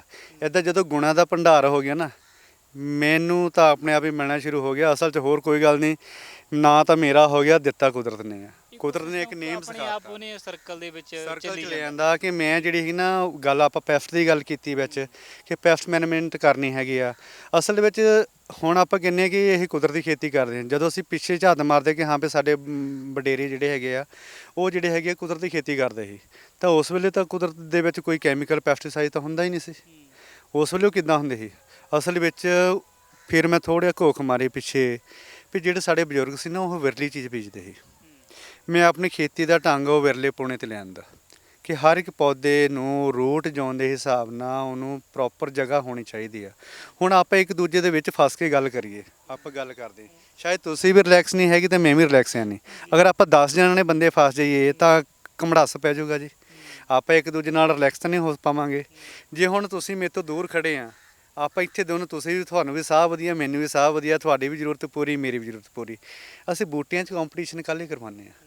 ਆ ਤੁਹਾਡੇ ਪੈਰਾਂ ਦੇ ਵਿੱਚ ਹੁਣ ਇੱਕ ਇਹ, ਹਾਂ, ਇਹਦੇ ਬਾਰੇ ਤਾਂਦਲਾ, ਜਦੋਂ ਤੁਸੀਂ ਆਪਾਂ ਨਾ ਪਿੱਛੇ ਪਿਛੋਕੜ ਝਾਤ ਮਾਰਦੇ ਹੈਗੇ ਤਾਂ ਸਾਡੇ ਬਜ਼ੁਰਗ ਤਾਂਦਲੇ ਦਾ ਸਾਗ ਬਣਾਉਂਦੇ ਸੀ। ਕਈ ਸਾਡੇ ਬਜ਼ੁਰਗ ਜਿਹੜੇ ਹੈਗੇ ਆ ਇਹਨੂੰ ਭੁਰਜੀ ਦੇ ਤੌਰ 'ਤੇ ਵਰਤਦੇ ਸੀ, ਆਲੂ ਦੇ ਨਾਲ ਪਾ ਲੈਂਦੇ ਸੀ, ਜਾਂ ਇਹਨੂੰ ਪਰਾਂਠੇ ਵਗੈਰਾ ਵਿੱਚ ਪਾ ਲੈਂਦੇ ਸੀ। ਤਾਂਦਲਾ ਜਦੋਂ ਆਪਾਂ ਆਯੁਰਵੈਦਿਕ ਵਿੱਚ ਜਾਂਦੇ ਹੈਗੇ ਤਾਂ ਤਾਂਦਲਾ ਜਿਹੜਾ ਹੈਗਾ ਸਾਨੂੰ ਆਇਰਨ ਕੰਟੈਂਟ ਬਹੁਤ ਜ਼ਿਆਦਾ ਦਿੰਦਾ। ਅੱਜ ਅਸੀਂ ਸਾਡੀ ਜਿਹੜੀ ਡਾਈਟ ਹੈਗੀ ਉਹਦੇ ਵਿੱਚ ਸ਼ਾਇਦ ਬੈਲੈਂਸ ਡਾਈਟ ਰਹੀ ਨਹੀਂ ਹੈਗੀ। ਯੂਰੀਆ ਡਾਈ ਹੈ ਹੁਣ ਤਾਂ ਯੂਰੀਆ ਦੇ ਸਮਝ ਲਓ ਕਿ ਕੋਡਿੰਗ ਹੋਈ ਆ ਯੂਰੀਆ ਡਾਇਆ ਦੀ, ਉਹ ਕੋਡਿੰਗ ਵਾਲੀ ਹੈਗੀ ਆ। ਇਹ ਚੀਜ਼ ਸਾਨੂੰ ਲਗਾਤਾਰ ਅਸੀਂ ਇਹਨਾਂ ਨੂੰ ਭੁੱਲ ਗਏ ਸੀ, ਵਿਸਾਰ ਦਿੱਤੀਆਂ। ਜਿੱਦਣ ਇਹ ਮੇਰੇ ਖੇਤ ਵਿੱਚ ਪੈਦਾ ਹੋਈ, ਇਹ ਸਿੰਜੀ ਹੋ ਗਈ, ਪੈਦਾ ਹੋਈ ਆ, ਤਾਂਦਲਾ ਹੋ ਗਿਆ, ਮੇਰੇ ਕੋਲ ਬਾਥੂ ਹੋ ਗਿਆ। ਬਾਥੂ ਉੱਧਰ ਵੱਡਾ ਖੜਾ, ਉਹ ਹੁਣ ਸੀਡ ਆ, ਮੈਂ ਖਿਲਾਰਨ ਵਾਸਤੇ ਛੱਡਿਆ ਜੀ। ਫਿਰ ਮੇਰੇ ਕੋਲ ਚੌਲਾਈ ਹੈਗੀ ਆ। ਇਹ 4-5 ਚੀਜ਼ਾਂ ਜਿਹੜੀਆਂ ਮੇਰੀਆਂ ਗਰਮੀਆਂ ਵਿੱਚ ਆਪਣੇ ਆਪ ਪੈਦਾ ਹੁੰਦੀਆਂ, ਮੈਂ ਕੋਈ ਇਹਨਾਂ 'ਤੇ ਧਿਆਨ ਨਹੀਂ ਦਿੰਦਾ, ਫਿਰ ਵੀ ਮੈਨੂੰ ਕੁਛ ਦੇ ਕੇ ਜਾਂਦੀਆਂ, ਚਾਹੇ ਉਹ ਸਿਹਤ ਵੱਲੋਂ ਹੋਵੇ ਅਤੇ ਚਾਹੇ। ਆਪਾਂ ਨੂੰ ਪਤਾ ਵੀ ਹੋਣਾ ਚਾਹੀਦਾ ਨਾ ਚੀਜ਼ਾਂ ਬਾਰੇ। ਆਪਾਂ ਹਰੇਕ ਚੀਜ਼ ਨੂੰ ਕੱਖ ਸਮਝ ਕੇ, ਜਿਵੇਂ ਕਿ ਅੱਜ ਦੀ ਖੇਤੀ 'ਚ ਤਾਂ ਹੀ ਹੋ ਗਿਆ, ਤੁਹਾਨੂੰ ਪਤਾ ਹੀ ਨਹੀਂ ਲੱਗਦਾ। ਜੋ ਕੋਈ ਜੜੀ ਬੂਟੀ ਉੱਗਦੀ ਆ ਆਪਾਂ ਨੂੰ ਕੱਖ ਜਿਹਾ ਹੀ ਲੱਗਦਾ ਵੀ ਆ ਕੱਖ ਕਿੱਥੋਂ ਹੋ ਗਿਆ। ਅਸਲ 'ਚ ਇਹ ਵੀਰੇ ਹੈਗਾ ਜਨਰੇਸ਼ਨ ਗੈਪ। ਇੱਥੇ ਪਤਾ ਲੱਗਦਾ ਜਦੋਂ ਅਸੀਂ ਪੁਰਾਣੀ ਪੀੜ੍ਹੀ ਨੂੰ ਅਨਪੜ੍ਹ ਜਾਂ ਘੱਟ ਪੜ੍ਹਿਆ ਮੰਨ ਕੇ ਦੁਰਕਾਰ ਦਿੰਦੇ ਹਾਂ ਨਾ, ਅਸਲ ਵਿੱਚ ਖਜ਼ਾਨੇ ਦੀ ਸਾਡੀ ਜਿਹੜੀ ਹੈ ਨਾ ਮੈਂਟਲ ਗਰੋਥ ਹੈਗੀ ਆ ਉਹ ਰੁਕ ਜਾਂਦੀ ਆ। ਅੱਜ ਸਾਡੀ ਮੀਡੀਆ ਗਰੋਥ ਹੈਗੀ ਆ ਬਟ ਮੈਂਟਲ ਗਰੋਥ ਸ਼ਾਇਦ ਨਹੀਂ ਹੈਗੀ। ਇਹੀ ਜਿਹੜੀ ਬੂਟੀਆਂ ਨੂੰ ਬਣਾਉਣ ਦੇ ਲਈ ਕੁਦਰਤ ਨੇ ਪਤਾ ਨਹੀਂ ਕਿੰਨੇ ਹਜ਼ਾਰਾਂ ਵਰ੍ਹੇ ਨੇ ਜਿਹੜੇ ਉਹ ਇਹਦੀ ਮਿਹਨਤ 'ਤੇ ਲਾਏ ਨੇ, ਤਾਂ ਜਾ ਕੇ ਇਹ ਜੜੀ ਬੂਟੀਆਂ ਤੁਹਾਡੀ ਜ਼ਮੀਨ 'ਚ ਪੈਦਾ ਹੋਈਆਂ ਨੇ। ਅਤੇ ਅੱਜ ਆਪਾਂ ਕਹਿੰਦੇ ਇਹਨੂੰ ਕੁਝ ਕੁ ਦਹਾਕਿਆਂ ਦੇ ਵਿੱਚ ਹੀ ਖੇਤ 'ਚੋਂ ਖਤਮੇ ਕਰਦੇ ਵੀ ਪਤਾ ਨਹੀਂ ਹੋਣ ਹੀ ਨਾ। ਦੇਖੋ ਕੁਦਰਤ ਦਾ ਡਿਸਿਪਲਿਨ ਇੰਨਾ ਸਟਰੋਂਗ ਹੈਗਾ ਕਿ ਤੁਸੀਂ ਉਹਦੇ 'ਚ ਦਖਲਅੰਦਾਜ਼ੀ ਆਪਾਂ ਕਰਦੇ ਹਾਂ ਬਹੁਤ ਸਾਰੇ, ਬਟ ਜਦੋਂ ਵੀ ਕੁਦਰਤ ਨੂੰ ਮੌਕਾ ਮਿਲਦਾ ਉਹ ਆਪਣਾ ਬੈਲੈਂਸ ਆਪ ਕ੍ਰੀਏਟ ਕਰ ਲੈਂਦੀ ਹੈ। ਮੈਨੂੰ ਇੱਥੇ 10.5 ਸਾਲ ਹੋ ਗਿਆ ਕਿ ਮੈਂ ਇਹਨਾਂ ਵਿੱਚ ਕੋਈ ਕੈਮੀਕਲ ਨਹੀਂ ਵਰਤਿਆ। ਹੁਣ ਜਦੋਂ ਮੇਰੇ ਤੋਂ ਪਹਿਲਾਂ ਇਹਨਾਂ ਖੇਤਾਂ 'ਚ ਕੈਮੀਕਲ ਵਰਤਿਆ ਜਾਂਦਾ ਸੀ ਔਰ ਉਸ ਤੋਂ ਬਾਅਦ 'ਚ ਪਿਛਲੇ 10 ਸਾਲਾਂ ਦੇ ਵਿੱਚੋਂ ਜਦੋਂ ਮੈਂ ਬੰਦ ਕੀਤਾ ਤਾਂ ਪਿਛਲੇ 5-6 ਸਾਲ ਤੋਂ ਇਹ ਪੈਦਾ ਹੋਣੀਆਂ ਸ਼ੁਰੂ ਹੋ ਗਈਆਂ। ਇਟ ਮੀਨਸ ਕਿ 4-5 ਸਾਲ ਜਿਹੜੀ ਪੁਰਾਣੀ ਜਿਹੜੀ ਹੈਗੀ ਆ ਰੈਜ਼ੀਡਿਊ ਜਿਹੜੀ ਪਈ ਆ ਕੈਮੀਕਲ ਦੀ, ਉਹਨੇ ਇਹਨੂੰ ਹੋਣ ਨਹੀਂ ਦਿੱਤਾ। ਹੁਣ ਆਪਾਂ ਗੱਲ ਮੰਨੀਏ ਕਿ ਜਦੋਂ ਮਾਰਕੀਟ ਦੀ ਵੀ ਗੱਲ ਆਉਂਦੀ ਹੈ ਕਿ ਕੁਝ ਨਵੇਂ ਜਦੋਂ ਫਾਰਮਰ ਆਉਂਦੇ ਹੈਗੇ ਮਾਰਕੀਟ ਦੇ ਵਿੱਚ ਨਾ, ਉਹ ਅੱਜ ਰੇਹ ਸਪਰੇਅ ਬੰਦ ਕਰਦੇ ਆ, ਦੂਏ ਦਿਨ ਕੈਮੀਕਲ ਫਰੀ ਜਾਂ ਔਰਗੈਨਿਕ ਦੇ ਨਾਂ 'ਤੇ ਡਿਕਲੇਅਰ ਕਰ ਦਿੰਦੇ ਆ। ਠੀਕ ਹੈ ਜੀ। ਹੁਣ ਇੱਕ ਪਿੱਛੇ ਸਾਧਨਾ ਆ, ਇੱਕ ਪਿੱਛੇ ਜਿਹੜੇ ਹੈਗੀ ਆ ਤੁਹਾਡਾ ਲਾਲਚ ਆ। ਤੇ ਚਿਰਸਥਾਈ ਚੀਜ਼ ਕਿਹੜੀ ਹੁੰਦੀ ਆ? ਜਿਹੜੀ ਸਾਧਨਾ ਵਾਲੀ ਆ। ਲੋਕ ਐਵੇਂ ਨਹੀਂ ਸੀ ਕਹਿੰਦੇ ਕਿ ਸ਼ਾਗਿਰਦ ਜਿਹੜਾ ਹੈਗਾ, ਗੁਰੂ ਸ਼ਾਗਿਰਦ ਦਾ ਕੋਈ ਸਾਥ ਹੁੰਦਾ, ਉਹਨਾਂ 'ਚ ਕੋਈ ਰਿਲੇਸ਼ਨ ਹੁੰਦਾ ਨਾ। ਇਹ ਅਸਲ ਦੇ ਵਿੱਚ ਮਿੱਟੀ ਸਾਡੀ ਗੁਰੂ ਆ ਤੇ ਅਸੀਂ ਉਹਦੇ ਸ਼ਾਗਿਰਦ ਆ। ਜੇ ਤੁਸੀਂ ਸਾਧਨਾ ਕਰੋਗੇ, ਮਿੱਟੀ ਦੀ ਸਾਧਨਾ ਕਰੋਗੇ ਤਾਂ ਮਿੱਟੀ ਤੁਹਾਨੂੰ ਬਹੁਤ ਕੁਝ ਦਿੰਦੀ ਆ। ਮੇਰੀ ਹੁਣ ਤੱਕ ਦੀ ਜੋ ਕੁਝ ਵੀ ਹੈਗਾ ਆ, ਮੈਨੂੰ ਮਿੱਟੀ ਨੇ ਦਿੱਤਾ। ਮੈਂ ਕੁਝ ਨਹੀਂ ਕੀਤਾ, ਸਿਖਾਇਆ ਵੀ ਇਹਨੇ ਹੀ ਆ। ਮੈਂ ਕੋਈ ਵਰਕਸ਼ਾਪਾਂ ਨਹੀਂ ਅਟੈਂਡ ਕੀਤੀਆਂ, ਇੱਕ ਦੋ ਵਰਕਸ਼ਾਪਾਂ ਅਟੈਂਡ ਕੀਤੀਆਂ, ਬਟ ਉੱਥੇ ਦੀ ਜਿਹੜੀ ਨਾ, ਜਦੋਂ ਆਪਾਂ ਬੋਲੀ ਉਹ ਸੁਣਦੇ ਆ ਜਾਂ ਉਹਨਾਂ ਦੀ ਜਿਹੜੀ ਹੈਗੀ ਉਹ ਸਿੱਖਿਆ ਦਿੰਦੇ ਹੈਗੇ ਆ, ਉਹ ਸਿੱਖਿਆ ਤੋਂ ਵੀ ਮੈਂ ਇਸ ਕਰਕੇ ਦੂਰ ਹੋਇਆ ਕਿਉਂਕਿ ਮੈਨੂੰ ਬਹੁਤ ਹੀ ਕੰਪਲਿਕੇਟਡ ਲੱਗੀ ਕਿ ਹੁਣ ਤੁਸੀਂ ਕਿਸੇ ਚੀਜ਼ ਨੂੰ ਜਿਹੜਾ ਹੈਗਾ ਵਰਮੀ ਕੰਪੋਸਟ ਬਣਾਉਣੀ ਆ, ਜਾਂ ਤੁਸੀਂ ਜਿਹੜੇ ਤੁਹਾਡੇ ਹੋਰ ਸਮਾਨ ਹੈਗਾ ਤੁਸੀਂ ਉਹਨੂੰ ਡੀਕੰਪੋਸਟ ਕਰਨਾ ਹੈਗਾ। ਤੇ ਕਿ ਜਿਹੜੇ ਹੈਗੇ ਇਹ ਚੀਜ਼ਾਂ ਤੋਂ ਪਹਿਲਾਂ ਕੁਝ ਚੀਜ਼ ਹੈ ਨਹੀਂ ਸੀ ਕਿ ਕੁਦਰਤ ਦੇ ਵਿੱਚ ਕੋਈ ਇਹਦਾ ਡਿਸਿਪਲਿਨ ਹੈ ਨਹੀਂ ਸੀ, ਕੋਈ ਉਹਦੇ ਕੋਲ ਨਹੀਂ ਹੈਗਾ ਸੀ ਕੰਮ। ਫਿਰ ਜਿਹੜਾ ਹੈਗਾ, ਫਿਰ ਧਿਆਨ ਨਾਲ ਤੁਸੀਂ ਕਦੇ ਦੇਖੋ ਕਿ ਕਈ ਵਾਰ ਆਪਾਂ ਨੂੰ ਇੱਕ ਚਿੱਟੇ ਜਿਹੇ ਸੁੰਡ ਦਿਸਦੇ ਆ ਜਿਨ੍ਹਾਂ ਦੇ ਮੂੰਹ ਭੂਰੇ ਹੁੰਦੇ ਆ। ਉਹ ਕਿਸੇ ਵੀ ਚੀਜ਼ ਨੂੰ ਬਹੁਤ ਜਲਦੀ ਖਾ ਕੇ ਡੀਕੰਪੋਸਟ ਕਰ ਦਿੰਦੇ ਆ। ਤੇ ਅਸੀਂ ਉਹਨੂੰ ਤਾਂ ਜ਼ਹਿਰ ਨਾਲ ਮਾਰ ਲਿਆ, ਤਾਂ ਉਸ ਤੋਂ ਬਾਅਦ 'ਚ ਅਸੀਂ ਕਹਿੰਦੇ ਕਿ ਹਾਂਜੀ ਹੁਣ ਸਾਨੂੰ ਅਸੀਂ ਵੇਸਟ ਡੀਕੰਪੋਜ਼ਰ ਪਾ ਕੇ ਗਾਂ ਦਾ ਆਹ ਕਰ ਲਈਏ, ਉਹ ਕਰ ਲਈਏ। ਇੰਨੀ ਪ੍ਰੈਕਟਿਸ ਦੇ ਉੱਤੇ ਤੁਸੀਂ ਜਾ ਕੇ ਆਪਣੀ ਇੰਨੀ ਐਨਰਜੀ ਕੰਜ਼ਿਊਮ ਕਰਕੇ, ਟਾਈਮ ਕੰਜ਼ਿਊਮ ਕਰਕੇ, ਤਾਂ ਤੁਸੀਂ ਕਿੱਦਾਂ ਭਾਲਦੇ ਆ ਵੀ ਤੁਹਾਨੂੰ ਪ੍ਰੋਫਿਟ ਹੋ ਜਾਏਗਾ? ਜਿਹੜਾ ਤੁਹਾਡਾ ਟਾਈਮ ਤੁਹਾਡਾ ਸਹੀ ਦਿਸ਼ਾ 'ਚ ਲੱਗਣਾ ਚਾਹੀਦਾ, ਤੁਸੀਂ ਗਲਤ ਦਿਸ਼ਾ 'ਚ ਲਗਾ ਕੇ ਆਪਣੇ ਟਾਈਮ ਵੀ ਵੇਸਟ ਕਰ ਲਿਆ, ਆਪਣੀ ਐਨਰਜੀ ਵੀ ਵੇਸਟ ਕਰ ਲਈ। ਉਹੀ ਤੁਸੀਂ ਗੁੱਡ ਗਡਾਈ ਦੇ ਵਿੱਚ ਲਗਾ ਲੈਂਦੇ। ਹੁਣ ਬਹੁਤਿਆਂ ਦੇ ਇਹ ਵੀ ਕੁਐਸਚਨ ਹੋਣਾ ਕਿ ਸਾਡੇ ਕੋਲ ਖੇਤੀ ਵੱਡੀ ਹੈ ਤਾਂ ਅਸੀਂ ਗੁੱਡ ਗਡਾਈ ਕਿੱਥੇ ਕਰ ਲਈਏ। ਬਹੁਤ ਸਾਰਿਆਂ ਦੇ ਇਹ ਵੀ ਹੋਣੀ ਆ ਗੱਲ ਕਿ ਹਾਂ ਭਾਈ ਲੇਬਰ ਜਿਹੜੀ ਹੈਗੀ ਸਾਨੂੰ ਮਿਲਦੀ ਨਹੀਂ ਹੈਗੀ ਤਾਂ ਅਸੀਂ ਕੀ ਕਰੀਏ। ਇਹ ਦੇਖੋ ਬਹਾਨੇ ਵੀ ਆ ਬਹੁਤ ਸਾਰੇ ਲੋਕਾਂ ਦੇ ਕਿ ਜੇ ਤੁਸੀਂ ਕੰਮ ਨਹੀਂ ਕਰਨਾ ਚਾਹੁੰਦੇ ਤਾਂ ਬਹਾਨਾ ਬਹੁਤ ਵਧੀਆ ਛੇਤੀ ਘੜਿਆ ਜਾਂਦਾ ਹੈ। ਜੇ ਤੁਸੀਂ ਦੂਜੇ ਪਾਸੇ ਪੈਸੇ ਵੀ ਭਾਲਦੇ ਆ ਕਿ ਸਾਨੂੰ ਪੈਸੇ ਇਨਕਮ ਵੀ ਹੋਣੀ ਚਾਹੀਦੀ ਆ, ਵੀ ਜੇ ਹੁਣ ਹੱਥ ਹਿਲਾਓਗੇ ਤਾਂ ਭਾਈ ਫਿਰ ਤਾਂ ਮਿਲੂਗਾ। ਕੁਦਰਤ ਕਦੇ ਇੱਕ ਗੱਲ ਹੈਗੀ ਪੱਕੀ, ਮਿਹਨਤੀ ਬੰਦੇ ਦਾ ਕਦੇ ਵੀ ਕੁਦਰਤ ਸਾਥ ਨਹੀਂ ਛੱਡਦੀ। ਨੁਕਸਾਨ ਘਾਟੇ ਕੁਛ ਨਹੀਂ ਹੈਗੇ। ਆਪਾਂ ਨੁਕਸਾਨ ਘਾਟੇ ਨੂੰ ਫਾਈਨੈਂਸ ਦੇ ਨਾਲ ਜਿਹੜਾ ਹੈਗਾ ਆਪਾਂ ਜੋੜ ਲੈਂਦੇ ਹਾਂ। ਅਤੇ ਉਹ ਜਿਹੜੇ ਹੈਗੇ ਆ ਸਾਨੂੰ ਉਹਨਾਂ ਚੀਜ਼ਾਂ 'ਤੇ ਜਾਣ ਦੀ ਬਜਾਏ ਅਗਰ ਤੁਸੀਂ ਕੁਆਲਿਟੀ ਉੱਤੇ ਕੰਮ ਕਰਨਾ ਸ਼ੁਰੂ ਕਰ ਦਿੰਦੇ ਆ, ਕੁਆਲਿਟੀ ਹੀ ਤੁਹਾਨੂੰ ਬੜਾ ਕੁਛ ਦੇਣਾ ਸ਼ੁਰੂ ਕਰ ਦਿੰਦੀ ਆ। ਸਿੱਧੀ ਗੱਲ ਆ, ਜਿਹੜੀ ਇੱਕ ਵਧੀਆ ਕੁਆਲਿਟੀ ਦੀ ਚੀਜ਼ ਹੈਗੀ ਆ ਉਹ ਰੰਗ ਰੂਪ ਵਿੱਚ, ਉਹ ਵੇਟ ਵਿੱਚ, ਔਰ ਵਿਕਣ ਵਿੱਚ ਵੀ ਸੌਖੀ ਹੁੰਦੀ ਆ। ਠੀਕ ਹੈ ਜੀ। ਆਰਗੈਨਿਕ ਖੇਤੀ ਦੀ ਤਾਂ ਉਵੇਂ ਤੁਸੀਂ ਦੱਸਿਆ ਵੀ ਫਾਇਦੇ ਕੀ ਨੇ, ਕਿਵੇਂ ਇਹਨੂੰ ਕੀਤਾ ਜਾ ਸਕਦਾ ਹੈ, ਕਿਉਂਕਿ ਹਰ ਇੱਕ ਕਿਸਾਨ ਦਾ ਨਾ ਆਰਗੈਨਿਕ ਉਹਨੂੰ ਖੇਤੀ ਨੂੰ ਲੈ ਕੇ ਵੱਖਰਾ ਵੱਖਰਾ ਨਜ਼ਰੀਆ ਆ, ਜਿਵੇਂ ਤੁਹਾਡਾ ਵੱਖਰਾ ਆ। ਅਤੇ ਹੁਣ ਸਭ ਤੋਂ ਵੱਡੀ ਜਿਹੜੀ ਸਮੱਸਿਆ ਆਉਂਦੀ ਹੈ ਵੀ ਇਹੀ ਆਪਾਂ ਜ਼ਿਕਰ ਕਰ ਰਹੇ ਸੀ ਵੀ ਉਗਾ ਲੈਂਦੇ ਹਾਂ, ਸਾਰਾ ਕੁਛ ਹੋ ਜਾਂਦਾ, ਉਹ ਤੋਂ ਬਾਅਦ ਆ ਜਾਂਦੀ ਆ ਵੇਚਣ ਦੀ, ਮਾਰਕੀਟਿੰਗ ਦੇ ਉੱਤੇ, ਜਿਹਦੇ ਵਿੱਚ ਤੁਹਾਡਾ ਜਿਵੇਂ ਨਾਂ ਜ਼ਿਆਦਾ ਵਿੱਚ ਹਾਈਲਾਈਟ ਹੁੰਦਾ ਵੀ ਕੰਗ ਸਾਹਿਬ ਬਹੁਤ ਵਧੀਆ ਤਰੀਕੇ ਨਾਲ ਜਿਹੜੀ ਮਾਰਕੀਟਿੰਗ ਮੈਨੇਜ ਕਰਦੇ ਨੇ। ਖੇਤੀ ਵਾਲੇ ਉਹ ਬਾਣੀਏ ਨੇ ਇੱਕ ਤਰੀਕੇ ਦੇ ਨਾਲ ਵੀ ਜੱਟ ਜ਼ਿਮੀਂਦਾਰ ਨੂੰ ਤਾਂ ਵੇਚਣਾ ਆਉਂਦਾ ਨਹੀਂ, ਵੀ ਕੰਗ ਸਾਹਿਬ ਬਾਣੀਆਂ ਵਾਲੇ ਤਰੀਕੇ ਨਾਲ ਜਿਹੜੀ ਆ ਫਸਲ ਬੜੀ ਵੇਚ ਲੈ। ਉਹਦੇ ਵਿੱਚ ਤੁਸੀਂ ਕਿਸਾਨਾਂ ਨੂੰ ਕੋਈ ਗੁਰ ਦਿਓ ਵੀ ਇਹ ਕਿੱਦਾਂ ਆਪਾਂ ਮਾਰਕੀਟਿੰਗ ਤੌਰ 'ਤੇ ਇਹਨੂੰ ਕਾਮਯਾਬ ਕਰ ਸਕਦੇ। ਦੇਖੋ ਵੀਰੇ, ਇਹਦੇ ਲਈ ਇੱਕ ਸਿੱਧਾ ਸੌਖਾ ਫੰਡਾ ਆ, ਜਨਾਨੀਆਂ 'ਚ ਜਨਾਨੀ ਬਣ ਜਾਓ, ਬੰਦਿਆਂ 'ਚ ਬੰਦੇ ਬਣ ਜਾਓ, ਮਿਹਨਤ ਦੇ ਵਿੱਚ ਲੇਬਰ ਬਣ ਜਾਓ ਪੂਰੇ। ਜਨਾਨੀ ਬਣਨ ਵਾਲੇ ਕਈਆਂ ਨੇ ਇਹਨੂੰ ਦੂਜੇ ਪਾਸੇ ਲੈ ਜਾਣਾ। ਮੈਂ ਇੱਕ ਲੇਡੀਜ਼ ਦੀ ਜਿਹੜੀ ਹੈਗੀ ਨਾ ਉਹ ਮੈਂਟੈਲਿਟੀ ਨੂੰ ਮੈਂ ਦੇਖਦਾ। ਲੇਡੀਜ਼ ਦੇ ਉੱਤੇ ਸਾਰੇ ਦਿਨ ਘਰ ਦਾ ਪ੍ਰੈਸ਼ਰ ਰਹਿੰਦਾ ਕਿ ਮੈਂ ਆਹ ਵੀ ਬਣਾਉਣਾ, ਮੈਂ ਉਹ ਵੀ ਬਣਾਉਣਾ ਹੈਗਾ। ਬੱਚਿਆਂ ਨੂੰ ਕਦੇ ਕੋਈ ਬੇਟਾਈਮਾਂ ਦਾ, ਕੋਈ ਕਿਸੇ ਜਾਂਦਾ, ਸਭ ਨੂੰ ਰੋਟੀ ਟੁੱਕ ਪਾਣੀ ਦਾ ਉਹਨੇ ਕਰਨਾ ਹੁੰਦਾ। ਉਹਦੀ ਕਨਵੀਨੀਅੰਟ ਵਾਸਤੇ ਕਿਹੜੀ ਚੀਜ਼ ਕਿੱਦਾਂ ਦੀ ਹੋਣੀ ਚਾਹੀਦੀ ਹੈ, ਮੈਂ ਇਹਦੇ ਉੱਤੇ ਧਿਆਨ ਕਰਦਾ। ਹੁਣ ਇੱਕ ਛੋਟੀ ਜਿਹੀ ਐਗਜ਼ਾਮਪਲ ਦਿੰਦਾ ਕਿ ਜ਼ਿਆਦਾਤਰ ਸਾਡੇ ਫਾਰਮਰ ਜਿਹੜੇ ਕਿ ਪਾਲਕ ਨੂੰ ਵੱਢਦੇ ਆ, ਇੱਕ ਕਟਾਈ, ਦੋ ਕਟਾਈ, ਤੀਜੀ ਕਟਾਈ 'ਤੇ ਗੱਲ ਖਤਮ ਹੋ ਗਈ। ਮੈਂ ਕਦੇ ਵੀ ਕਟਾਈ ਨਹੀਂ ਕਰਦਾ। ਮੈਂ ਇੱਕ ਬੀਜੀ ਹੋਈ ਜਿਹੜੀ ਹੈਗੀ ਆ ਪਾਲਕ ਤੋਂ ਮੈਂ 10 ਤੋਂ 20 ਤੜਾਈਆਂ ਲੈ ਲੈਂਦਾ, ਮੈਂ ਤੋੜਨਾ। ਹੁਣ ਲੇਡੀਜ਼ ਜਿਹੜੀ ਹੈਗੀ ਆ ਪਾਲਕ ਕਦੇ ਦੇਖਿਓ, ਸਾਗ ਵੀ ਆਰਾਮ ਨਾਲ ਗੰਦਲ ਵਧੀਆ ਵਧੀਆ ਤੋੜ ਕੇ ਲੈ ਜਾਂਦੀ ਆ, ਪਾਲਕ ਵੀ ਤੋੜ ਕੇ ਲੈ ਕੇ ਜਾਊਗੀ। ਜਦੋਂ ਬੰਦੇ ਹੱਥ ਹੁੰਦਾ ਤਾਂ ਬੰਦਾ ਕਹਿੰਦਾ ਦਾਤੀ ਫੇਰ ਹੀ ਲੈ ਕੇ ਜਾ, ਹੁਣ ਘਰੇ ਚੁਗੀ ਜਾਂ ਬੈਠੀ ਰਹੇ। ਠੀਕ ਹੈ ਨਾ। ਮੈਂ ਉਹ ਲੇਡੀਜ਼ ਦੀ ਸੁੱਖ ਦੇਖਿਆ ਵੀ ਲੇਡੀਜ਼ ਨੂੰ ਸੁੱਖ ਕਿੱਥੇ ਆ। ਜਦੋਂ ਲੇਡੀਜ਼ ਨੂੰ ਸੁੱਖ ਵੀ ਮਿਲ ਗਿਆ, ਉਹਨੂੰ ਵਧੀਆ ਚੀਜ਼, ਪਾਏਦਾਰ ਚੀਜ਼ ਵੀ ਮਿਲ ਗਈ, ਤਾਂ ਉਹ ਕਿਉਂ ਨਾ ਸਾਡੇ ਨਾਲ ਜੁੜੂਗੀ। ਮੈਂ ਕੁਕਿੰਗ ਜਾਣਦਾ ਜੀ, ਰੈਸਟੋਰੈਂਟ ਦੇ ਬਿਜ਼ਨਸ ਮੈਂ 8 ਸਾਲ ਪ੍ਰੋਫੈਸ਼ਨਲ ਕੁੱਕ ਰਿਹਾ, ਅਤੇ ਮੈਨੂੰ ਪਤਾ ਕਿ ਕਿਹੜੀ ਚੀਜ਼ ਨੂੰ ਕਿੰਨਾ ਟਾਈਮ ਲੱਗਣਾ, ਕਿੱਦਾਂ ਹੈਗਾ। ਜਦੋਂ ਮਾਰਕੀਟ ਦਾ ਨਾਲ ਆ ਗਿਆ ਫਿਰ ਇਹੀ ਹੈ ਕਿ ਅਗਰ ਵਧੀਆ ਚੀਜ਼ ਗਈ ਹੈਗੀ ਤਾਂ ਲੋਕਾਂ ਨੇ ਹੱਥੋਂ ਹੱਥੀ ਚੱਕਣੀ ਹੈਗੀ ਆ। ਬਸ ਇਹੀ ਇੱਕ ਲੋਕ ਮੈਂਟੈਲਿਟੀ ਨੂੰ ਮੈਂ ਇਹਦੇ ਵਿੱਚ ਕੈਸ਼ ਕੀਤਾ ਹੈਗਾ। ਵਿੱਚ ਇਹ ਗੱਲ ਨੂੰ ਚੇਤੇ ਆ ਗਈ ਅਕਸਰ ਜਦੋਂ ਨਾ ਘਰੇ ਬਣਾਉਂਦੇ ਆ ਸਾਗ ਤਾਂ ਉਹ ਕਹਿੰਦੇ ਵੀ ਸਾਗ ਦਾ ਬਈ ਟਾਈਮ ਲੱਗਦਾ, ਪਹਿਲਾਂ ਅੱਧਾ ਘੰਟਾ ਲਾ ਕੇ ਉਹ ਜੋ ਸਾਫ਼ ਕਰਨਾ ਪੈਂਦਾ, ਉਹ ਕਰਨਾ ਪੈਂਦਾ, ਫਿਰ ਤੁਸੀਂ ਉਹ ਕੰਮ ਸੌਖਾ ਕਰ ਦਿੰਦੇ ਹੋ। ਮੈਂ ਟੋਟਲੀ ਸੌਖਾ ਕਰ ਦਿੰਦਾ। ਮੈਂ ਲੇਡੀਜ਼ ਨੂੰ, ਮੇਰੀਆਂ ਕਸਟਮਰ ਜਿਹੜੀਆਂ ਹੈਗੀਆਂ ਲੇਡੀਜ਼ ਹੀ ਹੁੰਦੀਆਂ, ਮੈਂ ਉਹਨੂੰ ਸਿੱਧਾ ਹੀ ਕਹਿੰਦਾ ਕਿ ਡਿਪ ਕਰੋ ਔਰ ਬਣਾ ਲਓ। ਕੋਈ ਚੁਗਣ ਦੀ ਲੋੜ ਨਹੀਂ ਤੁਹਾਨੂੰ, ਕੋਈ ਕੁਛ ਨਹੀਂ, ਕਿਉਂਕਿ ਇੱਕ ਵਾਰ ਬੰਦਾ ਦੇਖ ਲੈਂਦਾ ਕਿ ਹਾਂ ਕਿ ਹਰ ਇੱਕ ਵਾਰ ਚੀਜ਼ ਇਹਦੀ ਵਧੀਆ ਆਉਂਦੀ ਆ, ਸਾਫ਼ ਸੁਥਰੀ ਹੁੰਦੀ ਆ, ਹੱਥੀਂ ਤੋੜੀਓ ਆਉਂਦੀ ਆ, ਉਹਦੇ ਮੈਂ ਕਹਿੰਦਾ ਕਈ ਗੁਣਾ ਫਾਇਦਾ ਹੋ ਜਾਂਦਾ। ਇੱਕ ਤਾਂ ਤੁਹਾਡੀ ਵੇਸਟੇਜ ਜ਼ੀਰੋ ਹੋ ਗਈ। ਇੱਕ ਜਿਹੜਾ ਹੈਗਾ ਛੋਟਾ ਪੱਤਾ ਜਿਹੜਾ ਅਸੀਂ ਕੱਟ ਕੇ ਜਾਂ ਤਿੰਨ ਕਟਾਈਆਂ ਵਿੱਚ ਖਤਮ ਕਰ ਦਿੰਦੇ ਆ, ਅਗਰ 10 ਤੋਂ 20 ਤੜਾਈਆਂ ਸਾਨੂੰ ਮਿਲ ਜਾਂਦੀਆਂ ਔਰ ਆਖਰ ਤੋਂ ਸੀਡ ਮਿਲ ਜਾਂਦਾ, ਤੁਸੀਂ ਕੈਲਕੂਲੇਸ਼ਨ ਕਰਕੇ ਦੇਖਿਓ 20 ਗੁਣਾ ਪ੍ਰੋਫਿਟ ਉਹਦਾ ਜ਼ਿਆਦਾ ਹੁੰਦਾ। ਔਰ ਤੁਹਾਡੀ ਜਿਹੜੀ ਖੇਤ ਦੀ ਲੇਬਰ ਵੀ ਉਹ ਘਟ ਜਾਂਦੀ ਹੈ, ਨਾ ਵਾਹ ਵਹਾਈ ਹੋਣੀ ਆ ਦੁਬਾਰਾ, ਨਾ ਤੁਹਾਨੂੰ ਦੁਬਾਰਾ ਸੀਡ ਲਾਉਣਾ ਪੈਣਾ ਆ, ਨਾ ਜਿਹੜਾ ਹੈਗਾ ਤੁਹਾਨੂੰ ਦੁਬਾਰਾ ਉਹਦੇ ਲਈ ਫੇਰ ਵੇਟ ਕਰਨੀ ਪੈਣੀ ਹੈ ਕਿ ਇਹ 40-45 ਦਿਨ ਬਾਅਦ ਤੁਹਾਨੂੰ ਆਊਗੀ। ਤੁਹਾਡੀ ਕਨਸਟੈਂਟਲੀ ਜਿਹੜੀ ਹੈਗੀ ਲਗਾਤਾਰ ਮੈਂ 1 ਟਾਈਮ ਸੋਇੰਗ ਕਰਦਾ ਔਰ ਮਾਰਚ ਤੱਕ ਪੱਤਾ ਪਾਲਕ ਤੋਂ ਤੋੜਦਾ, ਉਸ ਵੇਲੇ ਤੱਕ ਉਹਨੂੰ ਦੁੰਬ ਵੀ ਆ ਜਾਂਦਾ।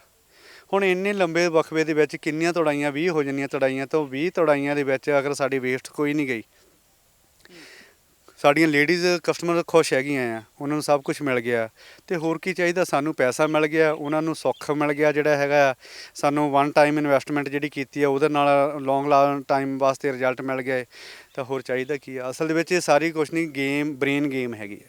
ਇਹ ਉਮੀਦ ਕਰਦਾ ਕਿ ਦਰਸ਼ਕ ਨੇ ਜਿਹੜੇ ਹੁੰਦਾ ਵੀ ਕਿਸਾਨ ਵੀ ਕੁਝ ਕੁ ਨਾ ਕੁਝ ਜ਼ਰੂਰ ਸਿੱਖਣ, ਕਿਉਂਕਿ ਜੇ ਸੁਣਨ ਦੇ ਨਾਲ ਜਦ ਤੱਕ ਅਪਲਾਈ ਨਹੀਂ ਕਰਦੇ ਜਦ ਤੱਕ ਉਹਦਾ ਫਾਇਦਾ ਨਹੀਂ ਹੁੰਦਾ। ਅਤੇ ਇਸ ਤਮਾਮ ਜਾਣਕਾਰੀ ਦੇ ਲਈ, ਸਮਾਂ ਦੇਣ ਲਈ ਤੁਹਾਡਾ ਬਹੁਤ ਬਹੁਤ ਧੰਨਵਾਦ ਜੀ। ਧੰਨਵਾਦ ਜੀ ਸਾਰੇ ਦੇਖਣ ਵਾਲਿਆਂ ਦਾ, ਸਮਝਣ ਵਾਲਿਆਂ ਦਾ, ਜਿਨ੍ਹਾਂ ਨੇ। ਬਾਕੀ ਸਭ ਤੋਂ ਵੱਡਾ ਹੈਗਾ ਤੁਹਾਡਾ ਕਿ ਤੁਸੀਂ ਮੇਰੇ ਖੇਤ ਵਿੱਚ ਆ ਕੇ ਚਰਨ ਪਾਏ ਔਰ ਮੈਨੂੰ ਲੋਕਾਂ ਦੇ ਰੂਬਰੂ ਕਰਨ ਦਾ ਮੌਕਾ ਦਿੱਤਾ। ਅਤੇ ਬਾਕੀ ਫਿਰ ਵੀ ਇੱਕ ਛੋਟਾ ਜਿਹਾ ਕਲਿੱਪ ਜ਼ਰੂਰ ਕਹੂੰਗਾ ਕਿ ਖੇਤ ਦੇ ਵਿੱਚ ਹੁਣ ਸਰੋਂ ਆਪਣੇ ਆਪ ਜੰਮਿਓ ਜਿਹੜੀ ਹੈਗੀ ਆ, ਉਹਦਾ ਕਲਿੱਪ ਜ਼ਰੂਰ ਲੋਕਾਂ ਨੂੰ ਦਿਖਾ ਦਿਓ, ਤਾਂ ਕਿ ਕੋਈ ਸਿਰਫ ਮੇਰੀ ਸੁਣੀ ਸੁਣਾਈ ਗੱਲ ਦੇ ਉੱਤੇ ਯਕੀਨ ਕਰਨ ਦੀ ਬਜਾਏ ਖੇਤ ਖਾਲੀ ਹੈਗੇ ਆ, ਉਹਨਾਂ ਵਿੱਚ ਸਰੋਂ ਜੰਮਿਓ ਦਿਖਾ ਸਕਦੇ ਆ। ਮਾਰਦੇ ਨੇ ਸਾਰਿਆਂ ਦੇ ਕਲਿੱਪ ਇੱਕ ਵਾਰ ਕੈਮਰੇ ਰਾਹੀਂ। ਕੰਗ ਸਾਹਿਬ, ਕੰਗ ਨੈਚੁਰਲ ਫਾਰਮ ਹੈ ਜਿਹੜਾ, ਹੁਣ ਉਹਦੇ ਵਿੱਚ ਤੁਸੀਂ ਦੱਸਿਆ ਵੀ ਮੇਨ ਤਾਂ ਇਹ ਹੁੰਦਾ ਵੀ ਤੁਸੀਂ ਜਿਹੜੀ ਇਹ ਛਾਂਟੀ ਵਗੈਰਾ ਵਧੀਆ ਤਰੀਕੇ ਨਾਲ ਕਰਦੇ ਹੋ, ਉਹਦੀ ਵਜ੍ਹਾ ਕਰਕੇ ਜਿਹੜਾ ਕਸਟਮਰ ਤੁਹਾਡੇ ਨਾਲ ਜੁੜ ਜਾਂਦਾ। ਪਰ ਉਹ ਤੋਂ ਇੱਕ ਗੱਲ ਹੁੰਦੀ ਹੈ ਵੀ ਜਦੋਂ ਆਪਾਂ ਵੱਡੇ ਸਕੇਲ 'ਤੇ ਕਰਨਾ ਹੈ ਤਾਂ ਉਹਦੇ ਲਈ ਆਪਾਂ ਨੂੰ ਇੱਕ ਦਾਇਰਾ ਬਣਾਉਣਾ ਪੈਂਦਾ, ਥੋੜ੍ਹੀ ਜਾਣ ਪਛਾਣ ਬਣਾਉਣੀ ਪੈਂਦੀ ਹੈ। ਤਾਂ ਕਈ ਫਾਰਮਰ ਨੇ ਉਹ ਸਾਰਾ ਕੁਝ, ਜਿਵੇਂ ਆਪਾਂ ਪਹਿਲਾਂ ਜ਼ਿਕਰ ਕੀਤਾ, ਵੀ ਕਰ ਲੈਂਦੇ ਨੇ, ਮੰਡੀ 'ਚ ਲੈ ਕੇ ਜਾਣ ਲਈ ਔਰਗੈਨਿਕ ਫਸਲ ਤਾਂ ਹੈ ਨਹੀਂ। ਤਾਂ ਇਹ ਜਿਹੜਾ ਪਰਿਵਾਰਾਂ ਨੂੰ ਜੋੜਨਾ ਹੈ ਜਾਂ ਕੋਈ ਇੱਕ ਸੰਸਥਾ ਬਣਾ ਕੇ, ਕੋਈ ਕਹਿੰਦਾ ਜੀ ਇਕੱਲੇ ਫਾਰਮਰ ਦੀ ਗੱਲ ਨਹੀਂ ਹੈਗੀ, ਤਾਂ ਇਹ 'ਚ ਤੁਹਾਡਾ ਤਜਰਬਾ ਕਿਵੇਂ ਦਾ ਸੀਗਾ? ਕਿੱਦਾਂ ਤੁਸੀਂ ਇਹਨਾਂ ਨੂੰ ਹੁਣ ਜੋੜ ਕੇ ਜਿਹੜੇ ਬਾਇਰ ਨੇ ਉਹਨੂੰ ਕਿੱਦਾਂ ਡੀਲ ਕਰਦੇ? ਦੇਖੋ, ਮੈਂ ਜਦੋਂ ਸਟਾਰਟ ਕੀਤੀ ਹੈਗੀ ਆ ਉਸ ਵੇਲੇ ਤੱਕ ਮੈਂ ਆਪਣੀ ਨਾਰਮਲ ਮੰਡੀ ਵਿੱਚ 5 ਸਾਲ ਆਪਣੀ ਪ੍ਰੋਡਿਊਸ ਵੇਚੀ ਹੈਗੀ ਆ ਬਿਨਾਂ। ਸਾਰੀਆਂ 'ਚ ਵੀ ਸਬਜ਼ੀਆਂ ਵੀ ਹੁੰਦੀਆਂ ਨੇ ਕਿ ਗ੍ਰੇਨ ਵੀ ਤੁਸੀਂ ਕਰਦੇ ਹੋ? ਮੈਂ ਜ਼ਿਆਦਾ ਸਬਜ਼ੀਆਂ 'ਤੇ ਹੀ ਧਿਆਨ ਦਿੱਤਾ, ਕਿਉਂਕਿ ਸਬਜ਼ੀਆਂ ਦੇ ਵਿੱਚ ਮੇਰੀ ਇੱਕ ਤਾਂ ਮੇਰਾ ਸੁਭਾਅ ਸਬਜ਼ੀਆਂ ਵਾਲਾ ਹੈਗਾ ਸੀ ਕਿ ਮੈਨੂੰ ਮਿਹਨਤ ਕਰਨਾ ਪਸੰਦ ਆ, ਗੁੱਡਗੁਡੀ ਕਰਨੀ ਪਸੰਦ ਹੈਗੀ ਸੀ। ਦੂਜਾ, ਸਬਜ਼ੀਆਂ ਵਿੱਚ ਸਾਨੂੰ ਰੈਵਨਿਊ ਜਿਹੜਾ ਇੰਸਟੈਂਟ ਵੇ ਦੇ ਨਾਲ ਹੀ ਮਿਲ ਜਾਂਦਾ। ਸੇਮ ਟਾਈਮ 'ਚ ਅਸੀਂ ਜਿਹੜੀ ਹੈਗੀ ਆ ਮਾਰਕੀਟ 'ਚ ਲੈ ਕੇ ਗਏ, ਸਾਨੂੰ ਮਿਲ ਗਿਆ। ਸਾਨੂੰ ਕੋਈ ਉਧਾਰੀ ਵਾਲਾ ਚੱਕਰ ਨਹੀਂ ਹੈਗਾ, ਸਾਨੂੰ ਕੋਈ ਜਿਹੜੇ ਹੈਗੇ ਮੰਡੀਆਂ ਜਾ ਕੇ ਰੋਲਣ ਦਾ ਵਾਲਾ ਚੱਕਰ ਨਹੀਂ ਹੈਗਾ। ਅਤੇ ਦੂਸਰੀ ਵੱਡੀ ਜਿੱਥੋਂ ਡਰਾਮੈਟਿਕ ਜਿਹੜਾ ਇਹਦੇ ਵਿੱਚ ਚੇਂਜਸ ਆਈਆਂ, ਉਹ ਆਈਆਂ ਖੇਤੀ ਵਿਰਾਸਤ ਮਿਸ਼ਨ ਦੇ ਥਰੂ। ਮੈਂ ਲਗਭਗ 2014 ਦੇ ਵਿੱਚ ਖੇਤੀ ਵਿਰਾਸਤ ਮਿਸ਼ਨ ਨਾਲ ਜੁੜ ਗਿਆ ਸੀ, ਅਤੇ 2015 ਦੇ ਵਿੱਚ KVM ਦੀ ਸਹਾਇਤਾ ਨਾਲ ਸਾਡੀ ਮਾਰਕੀਟ ਸਟਾਰਟ ਹੋਈ 15 ਨਵੰਬਰ 2015 ਦੇ ਵਿੱਚ ਜਲੰਧਰ ਦੇ ਵਿੱਚ, ਜਿਹਦੇ ਵਿੱਚ ਜਿਹੜੇ ਕੰਜ਼ਿਊਮਰ ਸਾਡੇ ਹੈਗੇ ਸੀ ਉਹਨਾਂ ਨੂੰ ਔਰ ਫਾਰਮਰਸ ਨੂੰ ਜੋੜਨ ਦਾ ਇੱਕ ਪਲੇਟਫਾਰਮ ਜਿਹੜਾ ਹੈਗਾ KVM ਨੇ ਤਿਆਰ ਕਰਕੇ ਸਾਨੂੰ ਇਕੱਠੇ ਮਿਲਾ ਦਿੱਤਾ। ਉਸ ਤੋਂ ਬਾਅਦ ਦੇ ਵਿੱਚ ਸਾਡੀ ਜਿਹੜੀ ਹੈਗੀ ਕੁਆਲਿਟੀ ਦੇ ਹਿਸਾਬ ਨਾਲ, ਜਿਹਦੇ ਫਾਰਮਰ ਦੀ ਕੁਆਲਿਟੀ ਵਧੀਆ ਸੀ ਉਹਨੂੰ ਲੋਕਾਂ ਨੇ ਜਲਦੀ ਹੱਥੋਂ ਲੈ ਲਿਆ, ਅਤੇ ਉਹਨਾਂ ਦੇ ਵਿੱਚੋਂ ਮੈਂ ਇੱਕ ਸੀ। ਸ਼ਾਇਦ ਮੈਂ ਸਭ ਤੋਂ ਉੱਪਰ ਸੀ, ਕਿਉਂਕਿ ਮੇਰੇ 'ਚ ਥੋੜ੍ਹੀ ਜਿਹੀ ਮੈਂ ਇੱਕ ਚੀਜ਼ ਦਾ ਪਹਿਲਾਂ ਤੋਂ ਗ੍ਰੇਡਿੰਗ 'ਤੇ, ਜਿਸ ਤਰ੍ਹਾਂ ਮੈਂ ਕਿਹਾ ਕਿ ਮੈਂ ਗ੍ਰੇਡਿੰਗ 'ਤੇ ਧਿਆਨ ਦਿੱਤਾ। ਫਿਰ ਨੋ ਇਨਪੁੱਟ ਵਾਲਾ ਜਿਹੜਾ ਕੰਮ ਸੀ ਉਹਦੇ ਵਿੱਚ ਵੀ ਮੈਂ ਗ੍ਰੇਡਿੰਗ ਚੰਗੀ ਚੀਜ਼ ਜਾ ਕੇ ਕਸਟਮਰ ਨੂੰ ਦਿੱਤੀ, ਜਿਹਦੇ ਵਿੱਚ ਉਹਦੀ ਨੋ ਵੇਸਟੇਜ ਹੋਵੇ, 0 ਵੇਸਟੇਜ। ਗਾਹਕ ਖੁਸ਼ ਹੋ ਗਿਆ। ਅਗਰ ਜਿਹੜੀ ਮੇਰੇ ਕੋਲ ਬਾਕੀ ਬਚੀ, ਅਗਰ ਮੈਂ 60% ਤੱਕ ਵੀ ਆਪਣੀ ਫਸਲ ਵੇਚ ਲਈ ਤਾਂ 40% ਮੇਰੇ ਕੋਲ ਬਚ ਵੀ ਗਈ, ਤਾਂ 40% ਨੂੰ ਮੈਂ ਕੈਲਕੂਲੇਟ ਇੱਕ ਅਲੱਗ ਐਂਗਲ ਤੋਂ ਕਰਦਾ ਕਿ ਮੈਂ ਕੰਪੋਸਟ ਪਾਉਂਦਾ ਔਰ ਮੈਂ ਕੰਪੋਸਟ ਕਿੰਨੇ ਦੀ ਪਾਉਂਦਾ, ਮੈਂ ਕੰਪੋਸਟ 'ਤੇ ਟਾਈਮ ਕਿੰਨਾ ਵੇਸਟ ਕਰਦਾ। ਅਤੇ ਉਹ ਅਗਰ ਮੇਰੇ ਖੇਤ ਦੇ ਵਿੱਚ ਜਿਹੜੀ ਕੁਦਰਤ ਤੋਂ ਲਈ ਗਈ ਚੀਜ਼ ਹੈਗੀ ਆ, ਕਿਸੇ ਮੇਰੀ ਸਬਜ਼ੀ ਨੇ ਉਹ B ਗ੍ਰੇਡ C ਗ੍ਰੇਡ ਹੈਗੀ ਆ, ਉਹਨੂੰ ਮੈਂ ਖੇਤ ਵਿੱਚ ਮਿਲਾ ਕੇ ਹੀ ਇੱਕ ਤਰ੍ਹਾਂ ਦਾ ਜਿਹੜੀ ਹੈਗੀ ਰੈਡੀਮੇਡ ਕੰਪੋਸਟ ਉਹਨੂੰ ਮਿਲ ਗਈ। ਕਿਉਂਕਿ ਹਰ ਇੱਕ ਸੀਡ ਜਦੋਂ ਬੂਟੇ ਦੇ ਵਿੱਚ ਬਦਲਦਾ ਹੈਗਾ ਤਾਂ ਕੁਦਰਤ ਦੀ ਹਵਾ ਦੇ ਵਿੱਚੋਂ ਹੀ ਆਪਣੇ ਨਿਊਟ੍ਰੀਐਂਟ ਲੈਂਦਾ, ਧੁੱਪ ਤੋਂ ਨਿਊਟ੍ਰੀਐਂਟ ਲੈਂਦਾ, ਮਿੱਟੀ ਵਿੱਚੋਂ ਤਾਂ ਤੁਸੀਂ ਦੇਖਿਆ ਹੋਣਾ ਬਹੁਤ ਥੋੜ੍ਹੇ ਲੈਂਦਾ। ਠੀਕ ਹੈ ਜੀ। ਮੈਂ ਜਿਹੜੀ ਡਿਸਟੈਂਸਿੰਗ ਦੀ ਗੱਲ ਕੀਤੀ ਸੀ, ਮੈਂ ਅਸਲ ਦੇ ਵਿੱਚ 4 ਕੰਪੋਨੈਂਟ ਇੱਕ ਖੇਤੀ ਵਾਸਤੇ ਜ਼ਿਆਦਾ ਜ਼ਰੂਰੀ ਨਹੀਂ ਮੰਨਦਾ, ਜਿਹਦੇ ਵਿੱਚ ਸਭ ਤੋਂ ਪਹਿਲਾਂ ਹੈਗਾ ਧੁੱਪ। ਅਗਰ ਪੌਦਿਆਂ ਨੂੰ ਧੁੱਪ ਤੁਸੀਂ ਵੱਧ ਤੋਂ ਵੱਧ ਦਿੰਦੇ ਆ, ਉਹਨਾਂ ਦੀ ਡਿਸਟੈਂਸਿੰਗ ਜਿਹੜੀ ਹੈਗੀ ਆ ਐਕੂਰੇਟ ਕਰਦੇ ਹੈਗੇ ਆ ਕਿ ਧੁੱਪ ਸਾਰੇ ਬੂਟੇ ਗ੍ਰਹਿਣ ਕਰੇ, ਤਾਂ ਤੁਹਾਡੀ ਜੀਲਡ ਕਦੇ ਨਹੀਂ ਘਟਦੀ। ਮੈਂ ਬਿਰਲੀ ਫਸਲ ਨੂੰ ਜ਼ਿਆਦਾ ਪ੍ਰਮੋਟ ਕਰਦਾ। ਮੈਂ ਬੈੱਡ ਉੱਤੇ ਗੱਲ ਕਰਦਾ। ਦੂਜਾ ਹੈਗਾ ਹਵਾ। ਜਦੋਂ ਆਪਾਂ ਹੈ ਨਾ ਪੈਸਟ ਕੰਟਰੋਲ ਦੀ ਗੱਲ ਕਰਦੇ ਹਾਂ, ਪੈਸਟ ਮੈਨੇਜਮੈਂਟ ਦੀ ਗੱਲ ਕਰਦੇ ਹਾਂ, ਜਿੱਥੇ ਦੀ ਹਵਾ ਵੀਰੇ ਲੰਘਦੀ ਹੈਗੀ ਆ, ਅਸਲ 'ਚ ਜਿਹੜੀਆਂ ਬਿਮਾਰੀਆਂ ਵਾਲੇ ਕੀੜੇ ਹੈਗੇ ਆ, ਉਹਨਾਂ ਨੂੰ ਇੱਕ ਸੰਘਣਤਾ, ਛਾਂਦਾਰ, ਹੁਮਸ ਵਾਲੀ ਜਗ੍ਹਾ ਚਾਹੀਦੀ ਆ, ਅਤੇ ਉਹ ਅਸੀਂ ਜਦੋਂ ਸੰਘਣੀ ਖੇਤੀ ਕਰਦੇ ਹਾਂ ਨਾ, ਉਹੀ ਅਸੀਂ ਮਾਹੌਲ ਤਿਆਰ ਕਰ ਦਿੰਦੇ ਹਾਂ। ਤੇ ਕੰਗ ਸਾਹਿਬ, ਹੁਣ ਫਿਰ ਫਾਰਮਰਾਂ ਨੂੰ ਇਸ ਸੰਬੰਧੀ ਤੁਸੀਂ ਟ੍ਰੇਨਿੰਗਾਂ ਵਗੈਰਾ ਵੀ ਦੇ ਰਹੇ ਹੋ? ਹਾਂ, ਮੈਂ ਐਕਚੁਅਲੀ ਮੇਰੀ ਡਾਇਰੈਕਟ ਟ੍ਰੇਨਿੰਗ ਤੇ ਮੈਂ ਕੰਡਕਟ ਨਹੀਂ ਕਰ ਰਿਹਾ, ਕਿਉਂਕਿ ਟਾਈਮ ਦੀ ਸ਼ਾਰਟੇਜ ਹੁੰਦੀ ਆ, ਬਟ ਬਾਏ ਫੋਨ ਮੈਂ ਕਦੇ ਵੀ ਕਿਸੇ ਨੂੰ ਮਨਾ ਨਹੀਂ ਕੀਤਾ। ਜਿਸ ਦੀ ਵੀ ਸਮੱਸਿਆ ਹੋਵੇ, ਚਾਹੇ ਉਹ ਪੰਜਾਬ ਜਾਂ ਦੂਜੀਆਂ ਸਟੇਟਾਂ ਨਾਲ ਕੰਸਰਨ ਕਰਦਾ ਹੋਵੇ, ਰਿਲੇਟਡ ਹੋਵੇ, ਮੈਂ ਸਭ ਦੇ ਨਾਲ ਜਿਹੜਾ ਹੈਗਾ ਔਨ ਕਾਲ ਜਿਹੜੀ ਹੈਗੀ ਆ, ਮੈਂ ਹਮੇਸ਼ਾ ਕੰਸਲਟ ਕਰਦਾ। ਵੈਸੇ ਇਸ ਤੋਂ ਬਿਨਾਂ ਮੇਰੇ ਵੈਸੇ ਜਿਹੜੇ ਹੈਗੇ ਆ ਕੰਸਲਟੈਂਸੀ ਵੀ ਚੱਲਦੀ ਕਮਿਊਨਿਟੀ ਫਾਰਮਿੰਗ ਦੀ, ਕੁਛ ਲੋਕਾਂ ਦੇ ਮੈਂ ਫਾਰਮ ਜਿਹੜੇ ਹੈਗੇ ਆ ਡਿਵੈਲਪ ਕੀਤੇ ਹੈਗੇ ਆ, ਅਤੇ ਉੱਥੋਂ ਵੀ ਇੱਕ ਥੋੜ੍ਹੀ ਇਨਕਮ ਜਨਰੇਟ ਹੋਈ ਹੈਗੀ ਆ। ਅਤੇ ਬਸ ਮੈਂ ਤੁਹਾਨੂੰ, ਅਗਰ ਆਪਾਂ ਸਾਰੀ ਚੀਜ਼ ਦਾ ਕਨਕਲੂਜ਼ਨ ਕੱਢਦੇ ਹਾਂ, ਤਾਂ ਮੈਂ ਇਹ ਫਾਰਮਰਸ ਨੂੰ ਇੱਕ ਮੈਸੇਜ ਜ਼ਰੂਰ ਦੇਣਾ ਚਾਹੁੰਦਾ ਕਿ ਤੁਸੀਂ ਆਪਣੀ ਘਰ ਦੀ ਕਿਚਨ ਦੇ ਵਿੱਚ ਜਿਹੜਾ ਹੈਗਾ ਕੁਝ ਕੁਕਿੰਗ ਕਰਨ ਦੇ, ਜਾਂ ਆਪਣੇ ਤੁਹਾਡੇ ਕੋਈ ਵੀ ਘਰ ਦੇ ਵਿੱਚ ਅਗਰ ਕੁਕਿੰਗ ਵਧੀਆ ਕਰਦਾ, ਤਾਂ ਉਹਦੇ ਨਾਲ ਰਾਬਤਾ ਜ਼ਰੂਰ ਕਾਇਮ ਕਰੋ। ਤੁਹਾਨੂੰ ਬਹੁਤ ਸਾਰੀਆਂ ਚੀਜ਼ਾਂ ਉੱਥੋਂ ਸਿੱਖਣ ਨੂੰ ਮਿਲਣਗੀਆਂ, ਔਰ ਉਹਨਾਂ ਚੀਜ਼ਾਂ ਦੇ ਥਰੂ ਹੀ ਤੁਸੀਂ ਆਪਣੀ ਸਬਜ਼ੀ ਜਾਂ ਆਪਣੀ ਖੇਤੀ ਦਾ ਰੂਪ ਜਿਹੜਾ ਹੈਗਾ ਉਹਦੇ ਹਿਸਾਬ ਨਾਲ ਕਨਵਰਟ ਕਰੋ। ਮਾਰਕੀਟਿੰਗ ਵੀ ਸੌਖੀ ਹੋ ਜਾਊਗੀ। ਅਗਰ ਤੁਹਾਨੂੰ ਮਾਰਕੀਟਿੰਗ ਸਟਾਰਟਿੰਗ ਵਿੱਚ ਨਹੀਂ ਵੀ ਮਿਲਦੀ, ਤੁਸੀਂ ਨੋਰਮਲ ਮਾਰਕੀਟ ਵਿੱਚ ਵੀ ਗ੍ਰੇਡਿੰਗ ਉੱਤੇ ਧਿਆਨ ਦੇ ਲਿਓ, ਤਾਂ ਵੀ ਤੁਸੀਂ ਜਿਹੜੇ ਹੈਗੇ ਆ ਬਿਲਕੁਲ ਜਿਹੜੇ ਹੈਗੇ ਤੁਹਾਡੀ ਕੈਮੀਕਲ ਦੇ ਪੈਸੇ ਬਚ ਜਾਂਦੇ ਆ, ਤੁਹਾਡੇ ਫਰਟੀਲਾਈਜ਼ਰ ਦੇ ਪੈਸੇ ਬਚ ਜਾਂਦੇ ਆ। ਉਹ ਸਾਰੀਆਂ ਚੀਜ਼ਾਂ ਦੇ ਬਚਾਅ ਦੇ ਨਾਲ ਹੀ ਦੂਜਾ ਤੁਸੀਂ ਸਿਹਤ ਲੋਕਾਂ ਨੂੰ ਜਿਹੜੀ ਹੈਗੀ, ਅਗਰ ਥੋੜ੍ਹੀ ਜਿਹੀ ਪ੍ਰੀਮੀਅਮ ਰੇਂਜ ਦੇ ਵਿੱਚ ਤੁਸੀਂ ਵੇਚ ਲੈਂਦੇ ਆ, ਤਾਂ ਤੁਹਾਨੂੰ ਕੋਈ ਘਾਟਾ ਨਹੀਂ। ਮੈਂ ਫਿਰ ਵੀ ਕਹਿੰਦਾ ਕਿ ਤੁਸੀਂ ਮਾਰਕੀਟ ਰੇਟ ਉੱਤੇ ਵੀ ਚੀਜ਼ਾਂ ਵੇਚ ਲਓ, ਤੁਸੀਂ ਘਾਟੇ 'ਚ ਨਹੀਂ ਆਉਂਦੇ। ਬਸ ਰੋਟੇਸ਼ਨ ਦੇ ਉੱਤੇ ਧਿਆਨ ਦਿਓ। ਫਸਲਾਂ ਦੀ ਵਿਉਂਤਬੰਦੀ 1 ਸਾਲ ਪਹਿਲਾਂ ਦੀ ਹੋਣੀ ਚਾਹੀਦੀ ਆ। ਪਲੈਨਿੰਗ ਤੁਹਾਡੀਆਂ 2 ਤੋਂ 3 ਪਲੈਨਿੰਗਾਂ ਹੋਣੀ ਚਾਹੀਦੀਆਂ, ਕਿ ਐਨੀ ਇਨ ਕੇਸ ਕਿਸੇ ਵੀ ਤਰ੍ਹਾਂ ਤੁਹਾਡੀ ਫਸਟ ਪਲੈਨਿੰਗ ਜਿਹੜੀ ਹੈਗੀ ਆ ਐਪਲੀਕੇਬਲ ਨਹੀਂ ਹੋਈ, ਤਾਂ ਤੁਹਾਡੇ ਕੋਲ ਸੈਕਿੰਡ ਆਪਸ਼ਨ ਹੋਣੀ ਚਾਹੀਦੀ ਹੈ। ਸੈਕਿੰਡ ਨਹੀਂ ਹੋਈ ਤਾਂ ਤੀਜੀ ਹੋਣੀ ਚਾਹੀਦੀ ਆ। ਉਹਦੇ ਵਿੱਚ ਤੁਹਾਡੀ ਖੁਦ ਦੀ ਵਜ੍ਹਾ ਹੋ ਸਕਦੀ ਆ, ਕੁਦਰਤ ਦੀ ਵਜ੍ਹਾ ਹੋ ਸਕਦੀ ਆ ਕਿ ਮੀਂਹ ਪੈ ਗਿਆ, ਜ਼ਿਆਦਾ ਸੋਕਾ ਪੈ ਗਿਆ, ਮਤਲਬ ਕਈ ਤਰ੍ਹਾਂ ਦੇ ਜਿਹੜੇ ਹੈਗੇ ਆ ਹੋ ਸਕਦੇ ਆ। ਬਸ ਤੁਸੀਂ ਆਪਣੇ ਕੋਲ ABC ਜਿਹੜਾ ਹੈਗਾ 1 ਸਾਲ ਦੀ ਪਲਾਨ ਦੇ ਵਿੱਚ ਰੱਖੋ, ਤਾਂ ਕਿ ਕਿਸੇ ਤੁਹਾਨੂੰ ਰੋਟੇਸ਼ਨ ਜਿਹੜੀ ਹੈਗੀ ਆ ਉਹਦੇ ਵਿੱਚ ਤੁਹਾਨੂੰ ਦਿੱਕਤ ਨਾ ਆਵੇ। ਤੁਹਾਡੀ ਉਪਜਾਊ ਜਿਹੜੀ ਹੈਗੀ ਆ ਸ਼ਕਤੀ ਵੀ ਖੇਤ ਦੀ ਵਧੂਗੀ, ਔਰ ਤੁਹਾਨੂੰ ਜਿਹੜੀ ਹੈਗੀ ਜੀਲਡ ਵੀ ਤੁਹਾਨੂੰ ਬਹੁਤ ਜ਼ਿਆਦਾ ਵਧੀਆ ਮਿਲੂਗੀ। ਚਲੋ ਜੀ, ਫਾਰਮਰ ਕਦੀ ਖੇਤ ਜਾ ਕੇ ਕੰਮ ਕਰਦਾ ਤਾਂ ਆਪਣੇ ਆਪ ਕੋਈ ਉਹਨੂੰ ਖੇਤ ਸਿਖਾਈ ਦਿੰਦੇ ਨੇ ਹੌਲੀ ਹੌਲੀ। ਦੇਖੋ, ਸਿੱਖਣ ਦੀ ਗੱਲ ਇਹ ਹੈਗੀ, ਖੇਤ ਤੇ ਨੋ ਡਾਊਟ ਇਹ ਸਿਖਾਉਂਦੇ ਬਹੁਤ ਹੈਗਾ, ਪਰ ਤੁਹਾਡੇ ਕੋਲ ਸਿੱਖਣ ਵਾਲੀ ਕਲਾ ਵੀ ਹੋਣੀ ਚਾਹੀਦੀ ਹੈ। ਸਿੱਖਣ ਦਾ ਤੁਹਾਡੇ 'ਚ ਮਾਦਾ ਵੀ ਹੋਣਾ ਚਾਹੀਦਾ। ਔਰ ਦੂਜੀ ਗੱਲ ਇੱਕ ਨਾਲ ਹੋਰ ਮੈਂ ਜ਼ਰੂਰ ਐਡ ਕਰਨੀ ਚਾਹੂੰਗਾ ਕਿ ਦੇਖਾ ਦੇਖੀ ਫਸਲਾਂ ਨਾ ਬੀਜੋ। ਤੁਸੀਂ ਆਪਣੇ ਲੋਕਲ ਕਸਟਮਰ ਦੀ ਚੁਆਇਸ ਨੂੰ ਮੁੱਖ ਰੱਖੋ। ਉਸ ਤੋਂ ਵੀ ਪਹਿਲਾਂ ਤੁਹਾਡੀ ਆਪਣੇ ਸੁਭਾਅ ਨੂੰ, ਆਪਣੇ ਕੰਮ ਦੀ ਸਮਰੱਥਾ ਨੂੰ ਮੁੱਖ ਰੱਖ ਕੇ ਚੀਜ਼ ਬੀਜੋ। ਇਹ ਨਹੀਂ ਕਿ ਹਾਂ ਕਿ ਤੁਹਾਨੂੰ ਕੋਈ ਚੀਜ਼ ਲੱਖ ਦਿੰਦੀ ਹੈ ਤਾਂ ਤੁਸੀਂ ਉਹਦੇ ਵਿੱਚ ਫਸ ਗਏ ਔਰ ਤੁਹਾਨੂੰ ਕਰਨੀ ਨਹੀਂ ਆਉਂਦੀ, ਤੁਸੀਂ ਲੇਬਰ ਦੇ ਉੱਤੇ ਡਿਪੈਂਡੈਂਟ ਹੋ ਗਏ, ਔਰ ਲੱਖ ਕਮਾਉਂਦੇ ਤੁਸੀਂ 70-80 ਹਜ਼ਾਰ ਦੀ ਤੁਸੀਂ ਲੇਬਰ ਕਰ ਲੈਣੀ, ਨਾਲੇ ਤੁਸੀਂ ਹੈਡਿਕ ਲੈਂਦੇ ਆ, ਤੁਹਾਡੇ ਪੱਲੇ ਫੇਰ ਵੀ ਕੱਖ ਨਹੀਂ ਪੈਂਦਾ। ਬਜਾਏ ਉਹਦੇ ਤੁਸੀਂ 20,000 ਵਾਲੀ ਫਸਲ ਬੀਜ ਲਓ, 20 ਵਾਲੀਆਂ 2-3 ਵਾਰ ਕਰਕੇ ਬੀਜ ਲਓ, ਜਿਹੜੀ ਹੈਗੀ ਤੁਹਾਡੇ ਕੋਲ ਇਨਕਮ ਜਨਰੇਟ ਹੋਏਗੀ। ਖੇਤੀ में ਥੋੜੀ ਟੈਨਸ਼ਨ ਨਾ ਬਣੇ। ਖੇਤੀ ਤੁਹਾਡੀ ਟੈਨਸ਼ਨ ਨਹੀਂ ਬਣਨੀ ਚਾਹੀਦੀ। ਖੇਤੀ ਨੂੰ ਤੁਸੀਂ ਜੇ ਇੰਜੋਏ ਕਰਦੇ ਹੋ ਤਾਂ ਤੁਹਾਨੂੰ ਬਹੁਤ ਕੁਝ ਦਿੰਦੀ ਆ। ਮੈਂ ਵਿੱਚ ਨਾਲ ਦੱਸਦਾ ਕਿ ਮੈਂ ਸਰਦੀਆਂ ਦੇ ਵਿੱਚ ਨਾ ਤੇ ਮੈਂ ਪਾਲਕ ਹੁਣ ਬੀਜਦਾ, ਨਾ ਮੈਂ ਸਾਗ ਵਾਲੀ ਸਰੋਂ ਬੀਜਦਾ। ਦੋਨੇ ਚੀਜ਼ਾਂ ਮੈਨੂੰ ਖੇਤ ਦੇ ਵਿੱਚ ਆਪਣੇ ਆਪ ਮੁਹਾਰੇ ਮਿਲਦੀਆਂ। ਜਿਹੜੀ ਫਸਲ ਬੀਜੀ ਹੁੰਦੀ ਉਹਦੇ ਵਿੱਚ ਤੋੜ ਕੇ ਸਾਗ ਵੇਚ ਲਈਦਾ, ਆਖਰ ਉੱਤੇ ਉਹੀ ਸਰੋਂ ਵੱਢ ਕੇ ਵੀ ਮੈਨੂੰ ਘੱਟੋ ਘੱਟ ਤੋਂ 40-50 ਲੀਟਰ ਤੇਲ ਮਿਲ ਜਾਂਦਾ। ਹੁਣ ਫ੍ਰੀ ਵਿੱਚ ਇੰਨੀ ਚੀਜ਼ ਅਗਰ ਲੱਖ ਰੁਪਇਆ ਫ੍ਰੀ ਦੇ ਵਿੱਚ ਮਿਲ ਗਿਆ, ਬਹੁਤੇ ਫਿਰ ਵੀ ਓਬਜੈਕਸ਼ਨ ਕਰਨਗੇ, ਲੱਖ ਰੁਪਇਆ ਕਿੱਥੋਂ ਬਣਾਤਾ ਜੀ। ਅਗਰ ਪਾਲਕ ਦੀਆਂ 20 ਤੜਾਈਆਂ ਕਰ ਲੈਂਦੇ ਆ, ਅਗਰ ਸਾਗ ਦੀਆਂ 3-4 ਤੜਾਈਆਂ ਕਰਨ ਤੋਂ ਬਾਅਦ ਦੇ ਵਿੱਚ ਅਸੀਂ ਸਰੋਂ ਦਾ ਤੇਲ ਮਿਲ ਜਾਂਦਾ, ਅਗਰ ਉਹ 250 ਲੀਟਰ ਪਰ ਲੀਟਰ ਵੀ ਹੈਗਾ, ਤਾਂ ਤੁਸੀਂ ਕੈਲਕੂਲੇਟ ਕਰਕੇ ਦੇਖ ਲਿਓ। ਔਰ ਜਿਹੜੀ ਉੱਥੇ ਮੇਨ ਫਸਲ ਬੀਜੀ ਹੈਗੀ ਆ ਉਹ ਵੀ ਤੁਹਾਨੂੰ ਸਾਰਾ ਕੁਝ ਦੇ ਦਿੰਦੀ ਹੈ। ਇਹ ਐਡੀਸ਼ਨਲ ਚੀਜ਼ਾਂ ਤੁਹਾਨੂੰ ਵਾਧੂ ਦੀਆਂ ਦੇ ਦਿੰਦੀਆਂ। ਔਰ ਇਹਦੀ ਕੈਲਕੂਲੇਸ਼ਨ ਹੁਣ ਤੱਕ ਦੀ ਮੇਰੀ ਸਾਰੀ ਕੈਲਕੂਲੇਟ ਜਿਹੜੀ ਕਿ ਪ੍ਰੋਪਰ ਡਾਇਰੀ ਉੱਤੇ ਲਿਖਤ ਹੈਗੀ ਆ। ਘਾਟਾ ਕਦੇ ਨਹੀਂ ਪੈਂਦਾ। ਔਰਗੈਨਿਕ ਖੇਤੀ ਤਾਂ ਕਿਹਾ, ਦੂਜੀ ਖੇਤੀ 'ਚ ਵੀ ਘਾਟਾ ਨਹੀਂ, ਤੁਹਾਨੂੰ ਸਿਰਫ ਪਲੈਨਿੰਗ ਦੇ ਨਾਲ ਸਮਝ ਕੇ ਖੇਤੀ ਕਰਨ ਦੀ ਲੋੜ ਆ। ਵੀ ਉਮੀਦ ਕਰਦਾ ਕਿ ਦਰਸ਼ਕ ਨੇ ਜਿਹੜੇ ਹੁੰਦਾ ਵੀ ਕਿਸਾਨ ਵੀ ਕੁਝ ਕੁ ਨਾ ਕੁਝ ਜ਼ਰੂਰ ਸਿੱਖਣ, ਕਿਉਂਕਿ ਜੇ ਸੁਣਨ ਦੇ ਨਾਲ ਜਦ ਤੱਕ ਅਪਲਾਈ ਨਹੀਂ ਕਰਦੇ, ਜਦ ਤੱਕ ਉਹਦਾ ਫਾਇਦਾ ਨਹੀਂ ਹੁੰਦਾ। ਅਤੇ ਇਸ ਤਮਾਮ ਜਾਣਕਾਰੀ ਦੇ ਲਈ, ਸਮਾਂ ਦੇਣ ਲਈ ਤੁਹਾਡਾ ਬਹੁਤ ਬਹੁਤ ਧੰਨਵਾਦ ਜੀ। ਧੰਨਵਾਦ ਜੀ ਸਾਰੇ ਦੇਖਣ ਵਾਲਿਆਂ ਦਾ, ਸਮਝਣ ਵਾਲਿਆਂ ਦਾ, ਜਿਨ੍ਹਾਂ ਨੇ। ਬਾਕੀ ਸਭ ਤੋਂ ਵੱਡਾ ਹੈਗਾ ਤੁਹਾਡਾ ਕਿ ਤੁਸੀਂ ਮੇਰੇ ਖੇਤ ਵਿੱਚ ਆ ਕੇ ਚਰਨ ਪਾਏ ਔਰ ਮੈਨੂੰ ਲੋਕਾਂ ਦੇ ਰੂਬਰੂ ਕਰਨ ਦਾ ਮੌਕਾ ਦਿੱਤਾ। ਤੇ ਬਾਕੀ ਫਿਰ ਵੀ ਇੱਕ ਛੋਟਾ ਜਿਹਾ ਕਲਿੱਪ ਜ਼ਰੂਰ ਕਹੂੰਗਾ ਕਿ ਖੇਤ ਦੇ ਵਿੱਚ ਹੁਣ ਸਰੋਂ ਆਪਣੇ ਆਪ ਜੰਮੀ ਜਿਹੜੀ ਹੈਗੀ ਆ, ਉਹਦਾ ਕਲਿੱਪ ਜ਼ਰੂਰ ਲੋਕਾਂ ਨੂੰ ਦਿਖਾ ਦਿਓ, ਤਾਂ ਕਿ ਕੋਈ ਸਿਰਫ ਮੇਰੀ ਸੁਣੀ ਸੁਣਾਈ ਗੱਲ ਦੇ ਉੱਤੇ ਯਕੀਨ ਕਰਨ ਦੀ ਬਜਾਏ ਖੇਤ ਖਾਲੀ ਹੈਗੇ ਆ ਉਹਨਾਂ ਵਿੱਚ ਸਰੋਂ ਜੰਮੀ ਉਹ ਦਿਖਾ ਸਕਦੇ ਆ। ਮਾਰ ਦੇਣੇ ਸਾਰਿਆਂ ਦੇ ਕਲਿੱਪ ਇੱਕ ਵਾਰ ਕੈਮਰੇ ਰਾਹੀਂ। ਆਪਾਂ ਜ਼ਰੂਰ ਕਰਿਓ ਜੀ ਉਹ। ਸ਼ੁਕਰੀਆ ਜੀ। ਠੀਕ, ਓਕੇ, ਧੰਨਵਾਦ ਜੀ। ਸੋ ਇਹ ਸਨ ਸਾਡੇ ਨਾਲ ਬਲਜੀਤ ਸਿੰਘ ਕੰਗ ਜੀ, ਜਿਨ੍ਹਾਂ ਨੇ ਕੁਦਰਤੀ ਖੇਤੀ ਦੇ ਬਾਰੇ ਸਾਡੇ ਨਾਲ ਸਾਂਝ ਪਾਈ। ਕਿਉਂਕਿ ਹਰ ਇੱਕ ਵਿਅਕਤੀ ਦਾ, ਹਰ ਇੱਕ ਕਿਸਾਨ ਦਾ ਕਈ ਵਾਰ ਆਪਣਾ ਆਪਣਾ ਨਜ਼ਰੀਆ, ਪਰ ਇਹਨਾਂ ਦਾ ਕਹਿਣਾ ਕਿ ਜਦੋਂ ਤੁਸੀਂ ਖੇਤਾਂ ਦੇ ਵਿੱਚ ਜੋ ਪੈਸਟ ਨੇ ਉਹਨੂੰ ਮਾਰਨ ਦੀ ਹੀ ਖੇਤੀ ਕਰਦੇ ਹੋ ਤਾਂ ਕੁਦਰਤੀ ਖੇਤੀ ਕਿੱਦਾਂ ਹੋ ਸਕਦੀ ਹੈ। ਸਿਰਫ ਖੇਤੀ ਕਰਨ ਦੇ ਢੰਗ ਤਰੀਕੇ ਨੂੰ ਇਸ ਤਰੀਕੇ ਦਾ ਬਣਾਓ ਕਿ ਜੇਕਰ ਉਹ ਪੈਸਟ ਤੁਹਾਡੇ ਖੇਤ ਵਿੱਚ, ਉਹ ਜੀਵ ਜਾਂ ਤੁਹਾਡੇ ਖੇਤ ਵਿੱਚ ਆਉਂਦੇ ਨੇ ਤਾਂ ਉਹ ਤੁਸੀਂ ਉਹਨਾਂ ਦਾ ਜੀ ਘਾਤ ਨਾ ਕਰੋ। ਅਤੇ ਕੁਦਰਤ ਕਹਿ ਦਈਏ ਮੁਹੱਬਤ ਉਹਦੇ ਨਾਲ ਹੀ ਕਰਦੀ ਆ ਜਿਹੜਾ ਕੁਦਰਤ ਨੂੰ ਮੁਹੱਬਤ ਕਰਦਾ।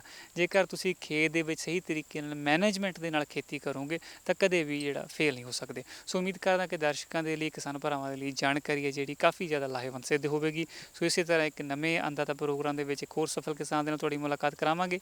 ਜਦ ਤੱਕ ਮੈਨੂੰ ਕਰਨਵੀਰ ਸਿੰਘ ਨੂੰ ਦਿਓ ਇਜਾਜ਼ਤ। ਤੁਸੀਂ ਬਣੇ ਰਹੋ ਵਿਜ਼ਨ ਪੰਜਾਬ ਦੇ ਨਾਲ, ਹਰ ਕਦਮ ਤੁਹਾਡੇ ਨਾਲ। ਸਤਿ ਸ਼੍ਰੀ ਅਕਾਲ।